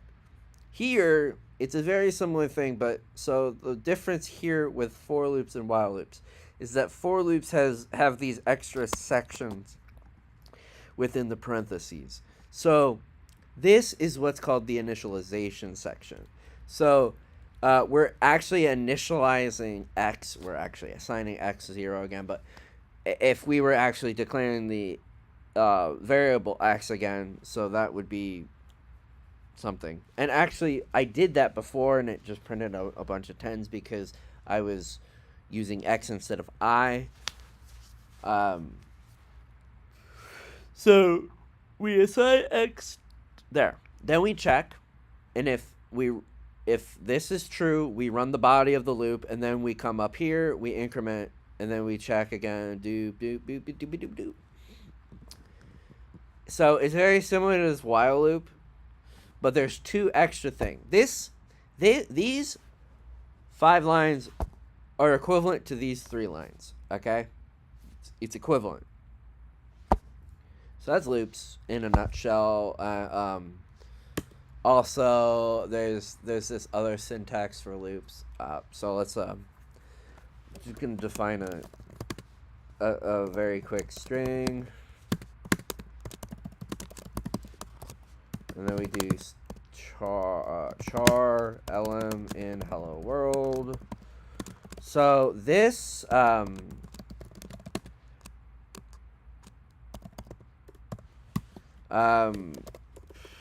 is how you print a string character by character. So, boom, look at that, hello world.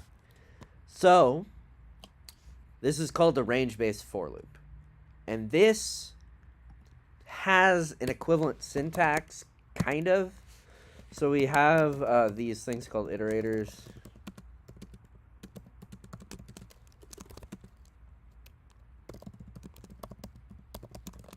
Actually, I have to do hello world.begin, right? And then we plus I. We do this. Boop doo. Actually, yeah. So we print out I. Why did I put a colon there? Boom. So this range-based for loop was the what? Oh, my bad.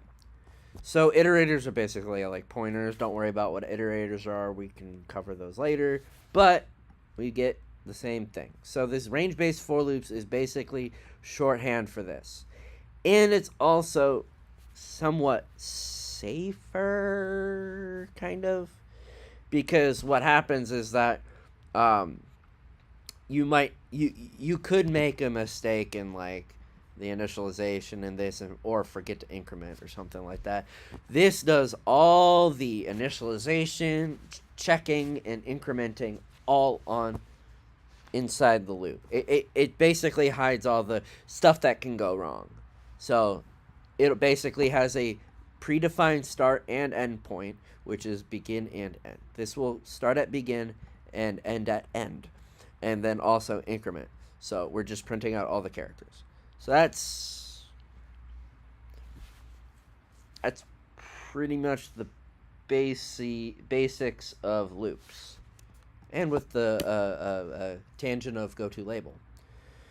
So let's demystify these functions, right? We didn't talk about functions. I just wrote these, and what do they do, right? So we used these functions before. So add n and multiply n. What do these do? So what is a function? So I'm gonna define a function declaration or whatnot. And pardon the templates. That's what that's called. That's what these are called. Pardon the templates, but type name param.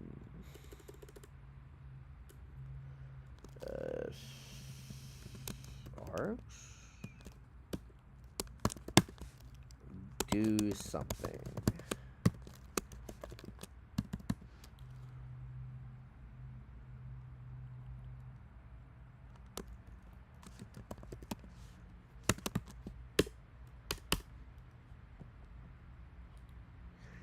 I'm gonna have to fight this stupid thing. I'm gonna have to fight this stupid thing to get the right syntax for this. Must immediately precede the declared identifier, blah, blah, blah. Fine. Unused parameters are... Okay, fine, whatever. The point is, don't worry about all the syntax I just did. So the idea... Actually, the idea here is, so we got a return type here. This is what the function returns. So return RT, a default constructed RT. Don't worry about what default constructing right now is. So we could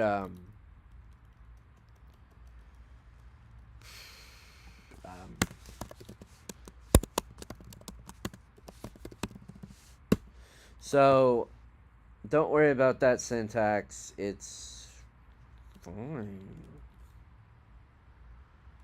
Unexpanded parameter. I did expand the dang thing.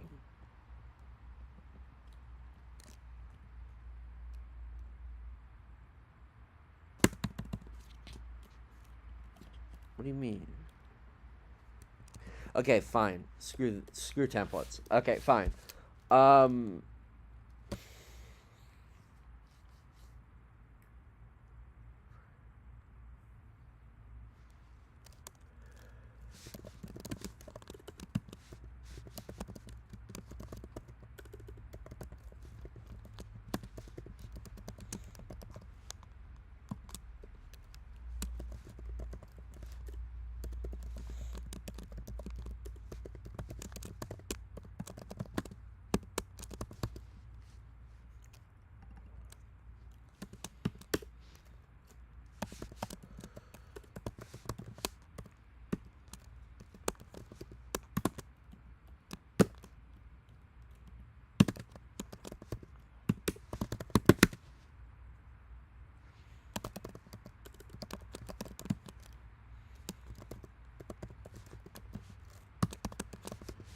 Okay, so just bear with me here.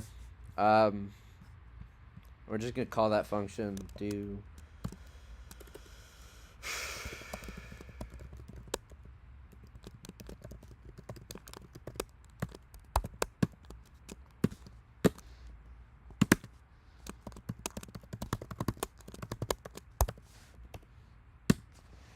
So we're gonna just call that function and see what happens. Come on, dude. Fine. Int. Don't worry about what I'm doing here. Alright, so don't worry about the templates. I just wanted something to kind of get the point across here. So we have this return type, which is the type of what we return from the function with the return keyword. So in this case, we're returning the argument we pass in, and then we have another thing with this is the function parameter list, where you can add as many functions, as many arguments as you want. That's what I was kind of trying to do with the templates before, but so and then we have this function called do something with. This is the function name, and this is the parameter list. So this is a very simple function that literally just prints out the argument that you pass in, and then just returns that function, returns that argument. Yeah, I have it static cached here because I bet you if I didn't, the compiler would scream and yell at me, because I'm trying to stab it with a knife or something. Anyway, so yeah, and that's why I had to put these stupid template arguments in here, but whatever.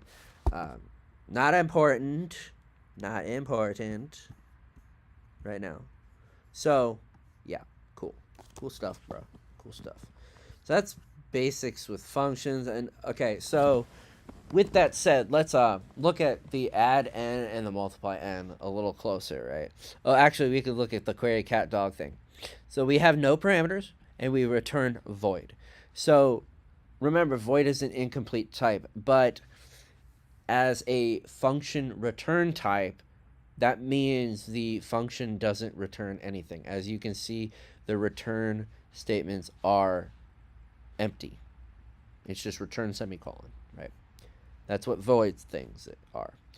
And a cool thing you can do with void, it's really fun. It's really weird, but a cool thing you can do with void is like let's define a void function, and we can return bar, right?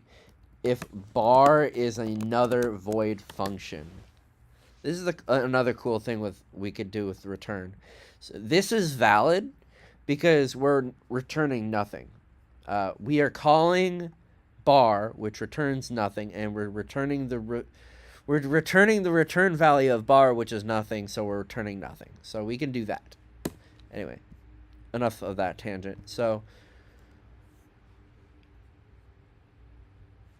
with what we discussed down here, we can discuss add and subtract n, or add and multiply n by bad.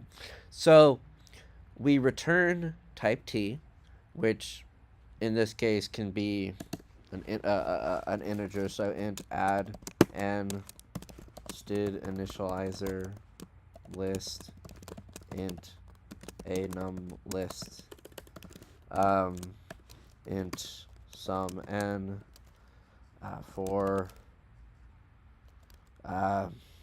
auto I in a num list sum n plus equals I return sum n.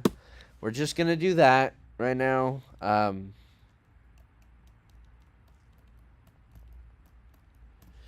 Fine. So like I said before, we could use the range-based for loop, blah, blah, blah. So I defined another one here just to make it a little easier to understand. So we pass in this initializer list, which is basically a list of things. Remember, we did add n, and we passed in 1, 2, 3, 4, 5, 6, 7, 8, 9, right? And that returned 45, right? So so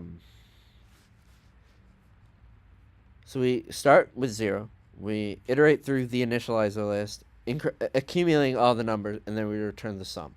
So this initializer list is basically a list of that. That's what it is. Std initializer list is a little different than other data types that represent quote-unquote lists, but doesn't matter. Initializer list. And it returns an int. So in this case, this is a generic version of that function that takes in a list of numbers and returns a list of returns their sum. Down here in the product multiply, it's the same thing, but instead of adding, we multiply it, right? Cool. I really would rather do auto I let's just do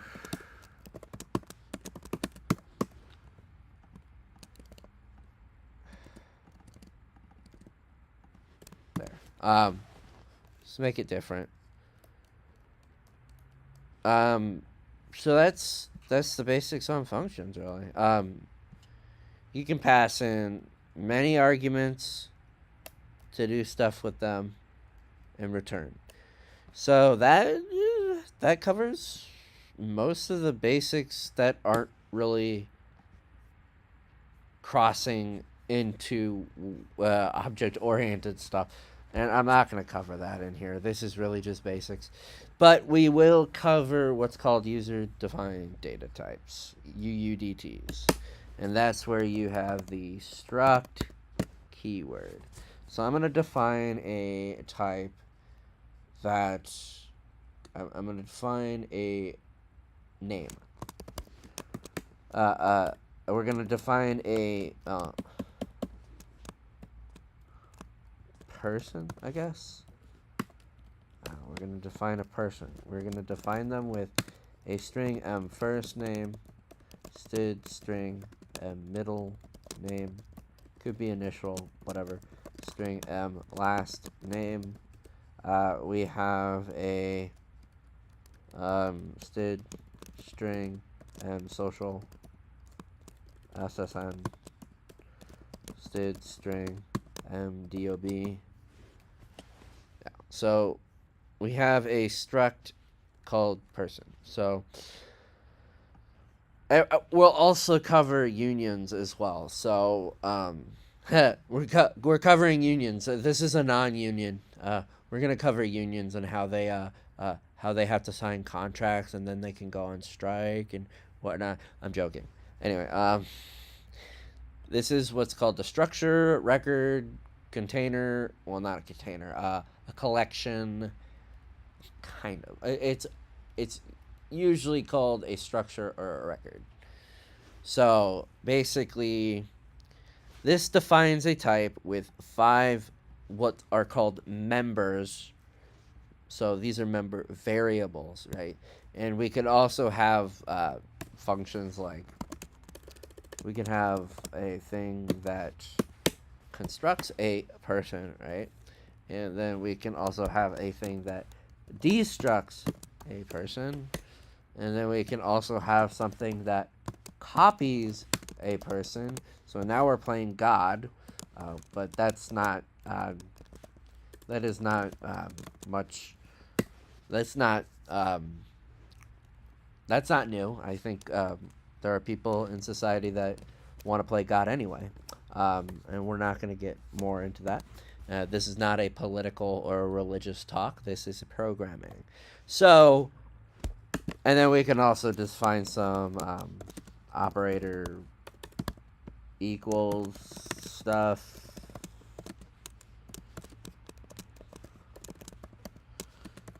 The reason why I'm just not per some. So,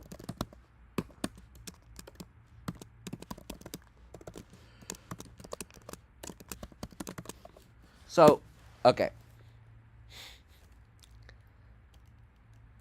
It's funny. This is kind of funny because I didn't want to talk about object-oriented, and a lot of this stuff is object-oriented stuff, somewhat. However, so you might be confused with this. Thanks. I love looking at ampersand. So we didn't talk about references, but I will tell you these are called references, and their syntax is very similar to just normal variables, right? It's not like pointers, but they're kind of, I'd say they're kind of in the middle of pointers and variables, right? So I guess I can give you a quick rundown of references. So,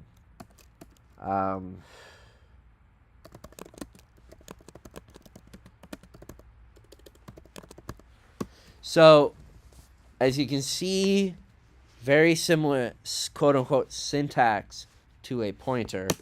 But instead of having to do a pointer, you can just use this without the dereferencing that star thing, and you don't have to pass in, like, you don't have to do the address of, you don't have to do a dereference to assign to the variable it's pointing to. It's basically what's called syntactic sugar.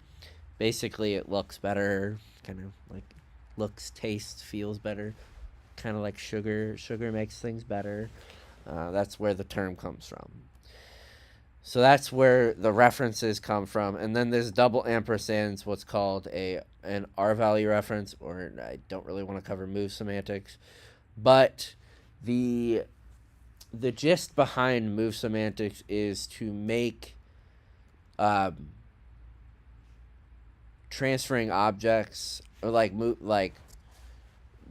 using objects within the program more efficient, and also being able to use what's called temporary values, or R values, easier. So move semantics basically, instead of making a full copy of an object, it will just move the context of one object to another, right? I might cover smart pointers at the end, so we could probably cover move semantics pretty quickly. But yeah, this is a move constructor. This is a move assignment operator. This is a copy assignment operator. This is a copy constructor. This is what's called a destructor. You could also mark it virtual, basically meaning that you can inherit and it will clean up any used memory in the correct way. This is a default constructor. We can also make a constructor that takes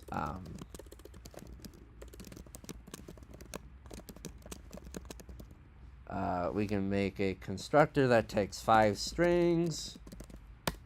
A middle name, a last name, a SSN, a DOB, date of birth,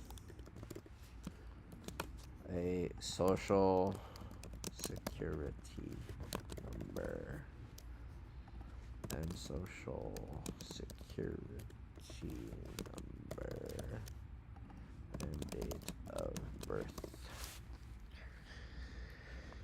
So,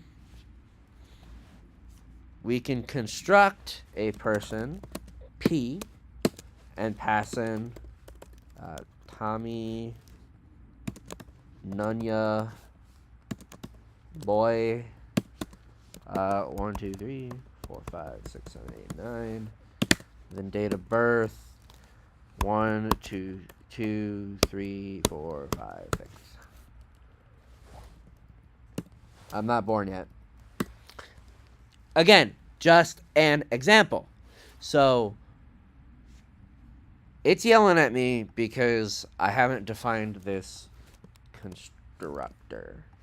So this is what's called a member function, and we'll just define stuff really quick. Middle name, a middle name, last name, a last name,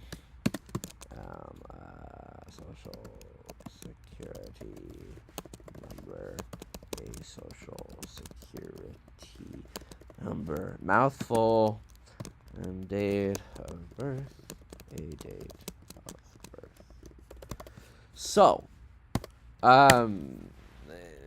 don't worry about the syntax here, but this is basically defining stuff. I'm going to just move that to there.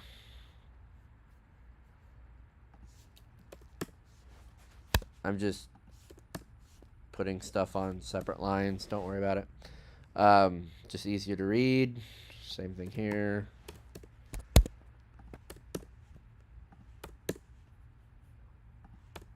There. That's easier to read, actually, but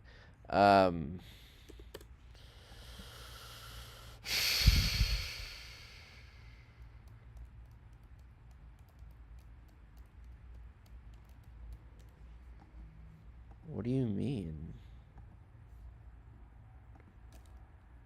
Oh. So, yeah. There should be fine. That should be fine. We didn't define a destructor. We're gonna just call it default. Same thing. We're just gonna default that, default that, default that, and default that. Okay, so we're defaulting a lot of things because I'm not defining those. I just want to define that one constructor to create these types. So I constructed a person, with name of Tommy Nunya Boy. Social security number 123 45 67 89. Date of birth 1 2 34 56.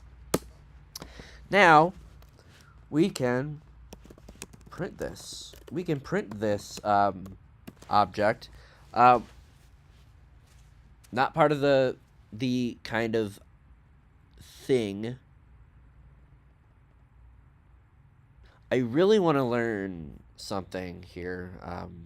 Pardon me. I'm not familiar with the... Where is it? Print functions. I'm not familiar with these print functions, really. Oh! Oh! Oh! Cool! I picked my nose. I ate my booger. Anyway. Oh!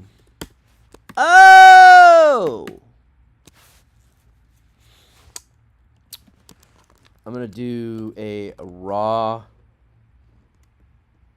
Is this a raw string literal? Can I do a raw string literal here? Does this work? How do you do it? Screw this. We're gonna not do a raw string literal. we're gonna just do.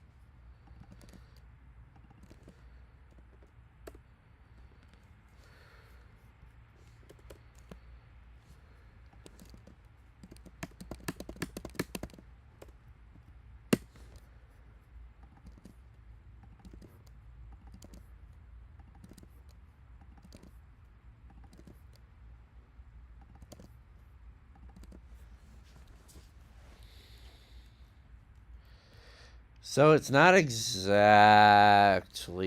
what?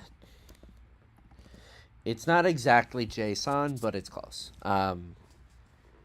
If we really wanted JSON, I think we'd have to like escape these fields.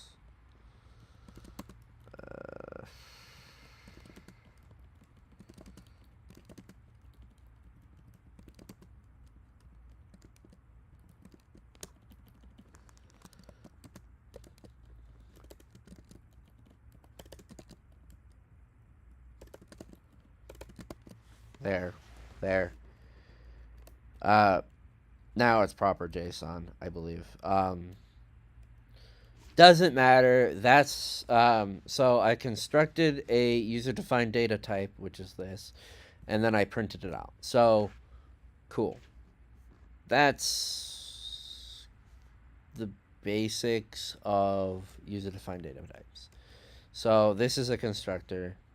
As you can see, this is kind of a more normal definition of a function. As you can see, a constructor is actually missing a return type because constructors don't necessarily return. So what they do is basically construct the object. And the same thing goes with the destructor. As you can see, the destructor doesn't have a type, a return type. It does have a virtual specifier.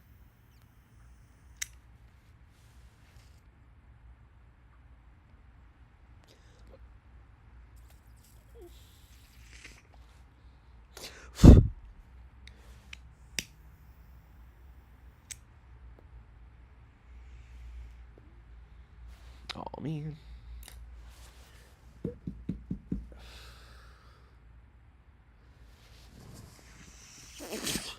Anyway, so...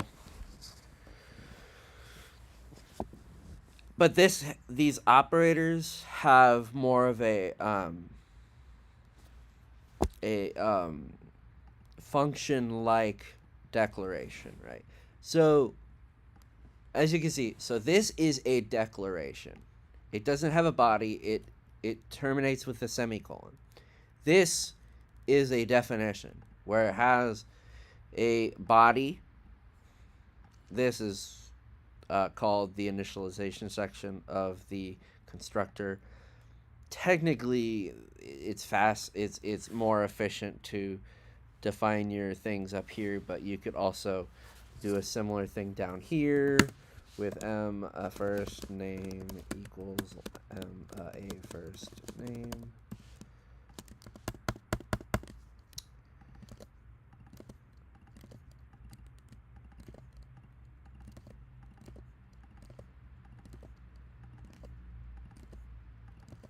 So basically, doing the initialization section is the same thing as doing this. This is equivalent.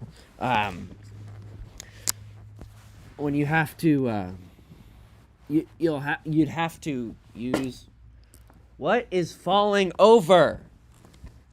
you. I kicked my charger out, and then things are starting to fall over. Anyway, let's eat some more. I want some food. So, yeah. The initialization section is basically the equivalent of just defining those assignments in the constructor. However, if your assignments are any more involved than just, or if you're constructing, come on, you in piece of thank you. Anyway, I'm just trying to eat something here.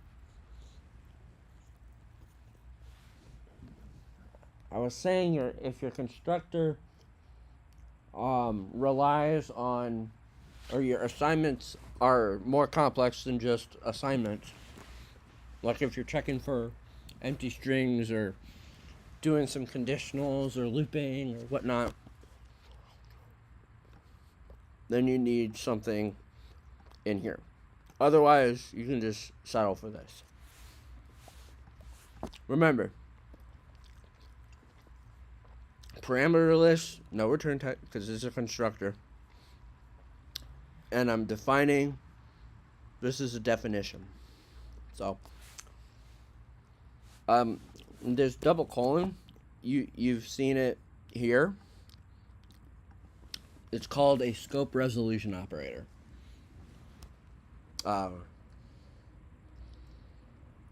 Basically, it tells the compiler that's the namespace it's in, right?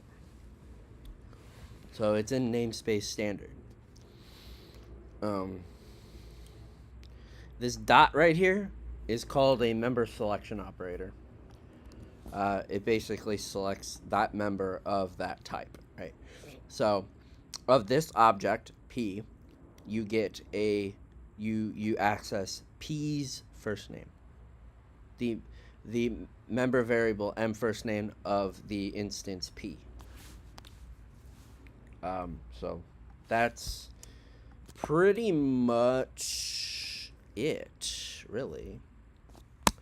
Yeah, it's been a wild ride trying to kind of get a lot of this content into one video in terms of trying to figure out how to explain a lot of things.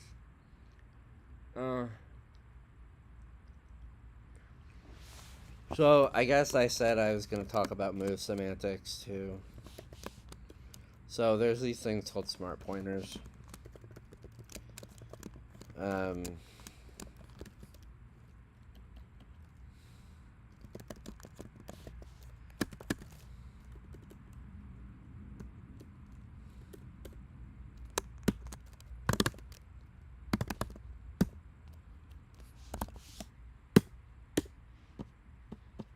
So so I didn't actually cover operator new or delete. I just covered malloc and free. So operator new and operator delete are operators that by default, I think it's implementation defined what they do, but by default I think a lot of the compiler vendors just define them in terms of malloc and free. But that being said,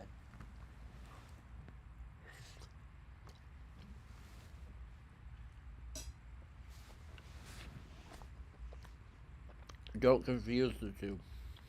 Anyway.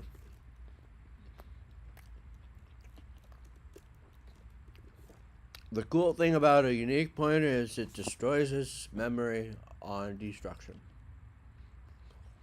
So once it gets here, this memory that is allocated for this unique pointer is freed, and we all can celebrate and go to bed happy that all the memory the program used is back to the operating system.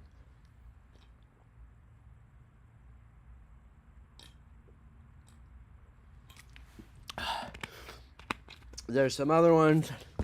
Not going to cover this because I was going to cover move semantics. So,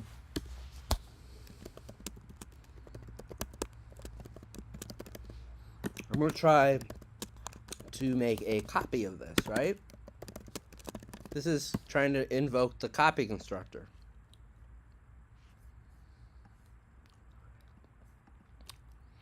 That is basically telling me that I am trying to make a copy with a type that cannot be copied. However, I can invoke what's called the move constructor by doing a std move. And that is actually defined in utility, I believe.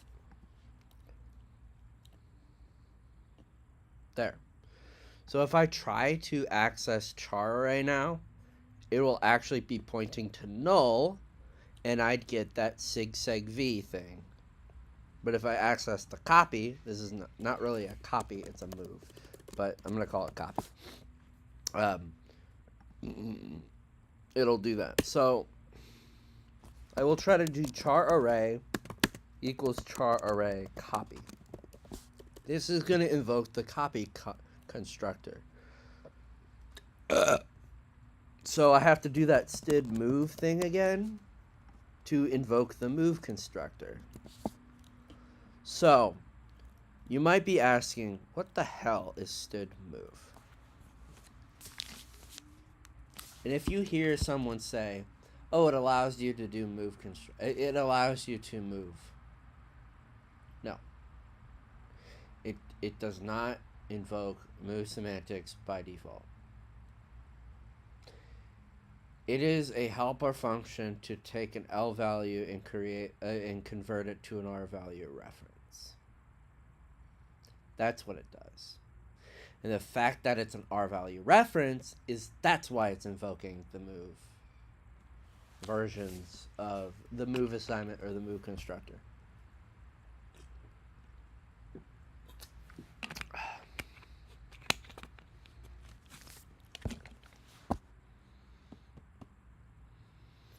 I would show you kind of how move semantics work in terms of like, oh, you pass this into a function and now it's not there. Now the calling pointer is nulled out, blah, blah, blah. I'm not going to show you that. I'm just going to show you, I showed you this move semantic stuff. Now I can do std print ln. Actually, we can, I'm going to do a simple mem copy. Well,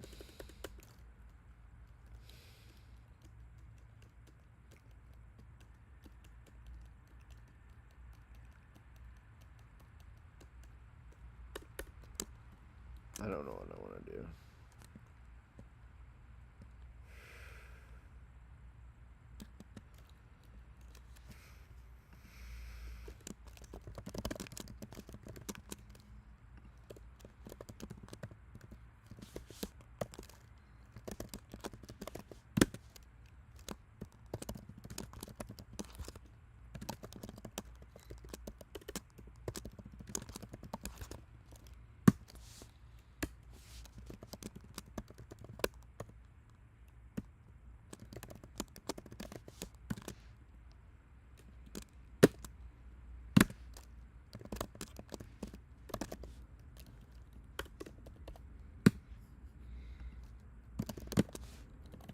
Fine.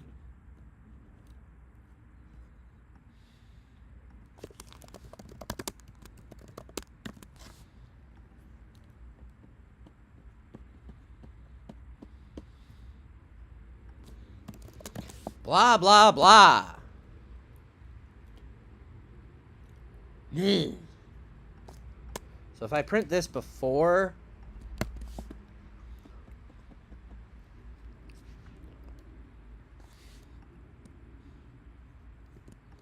and I try to print copy, it won't actually print copy.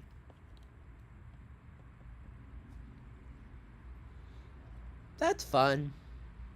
That's fun.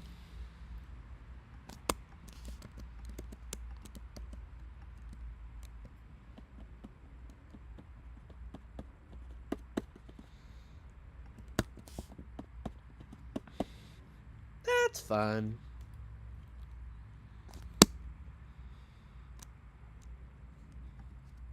That's going to dereference null. That's going to dereference null. That sig seg phi here is going to dereference null as well. So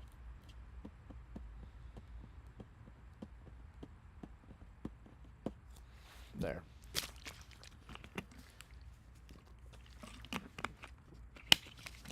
So here, char array is null. Char array copy here is null. Char array copy here is null.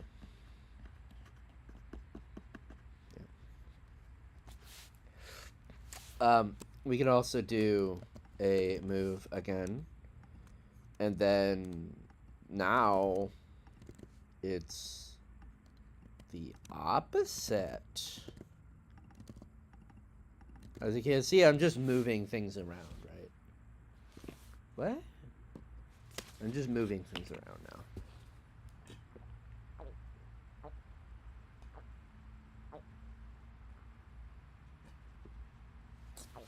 So that's the basics of smart pointers. Oh, that one. There's also shared pointer and then weak pointer, but really smart pointers really deserve their own like video, right? I've covered a lot of stuff in this video, and I didn't really cover object-oriented programming because really object-oriented programming really deserves its own video. I like its own stream because that could go a long time. I didn't cover operator overloading either, or function overloading. I did not cover those. I really didn't cover templates that much. A lot of those more niche and kind of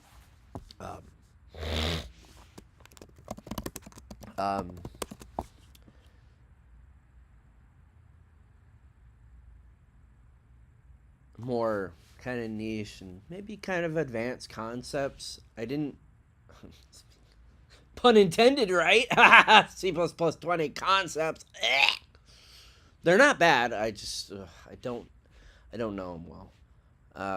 So I just kind of covered the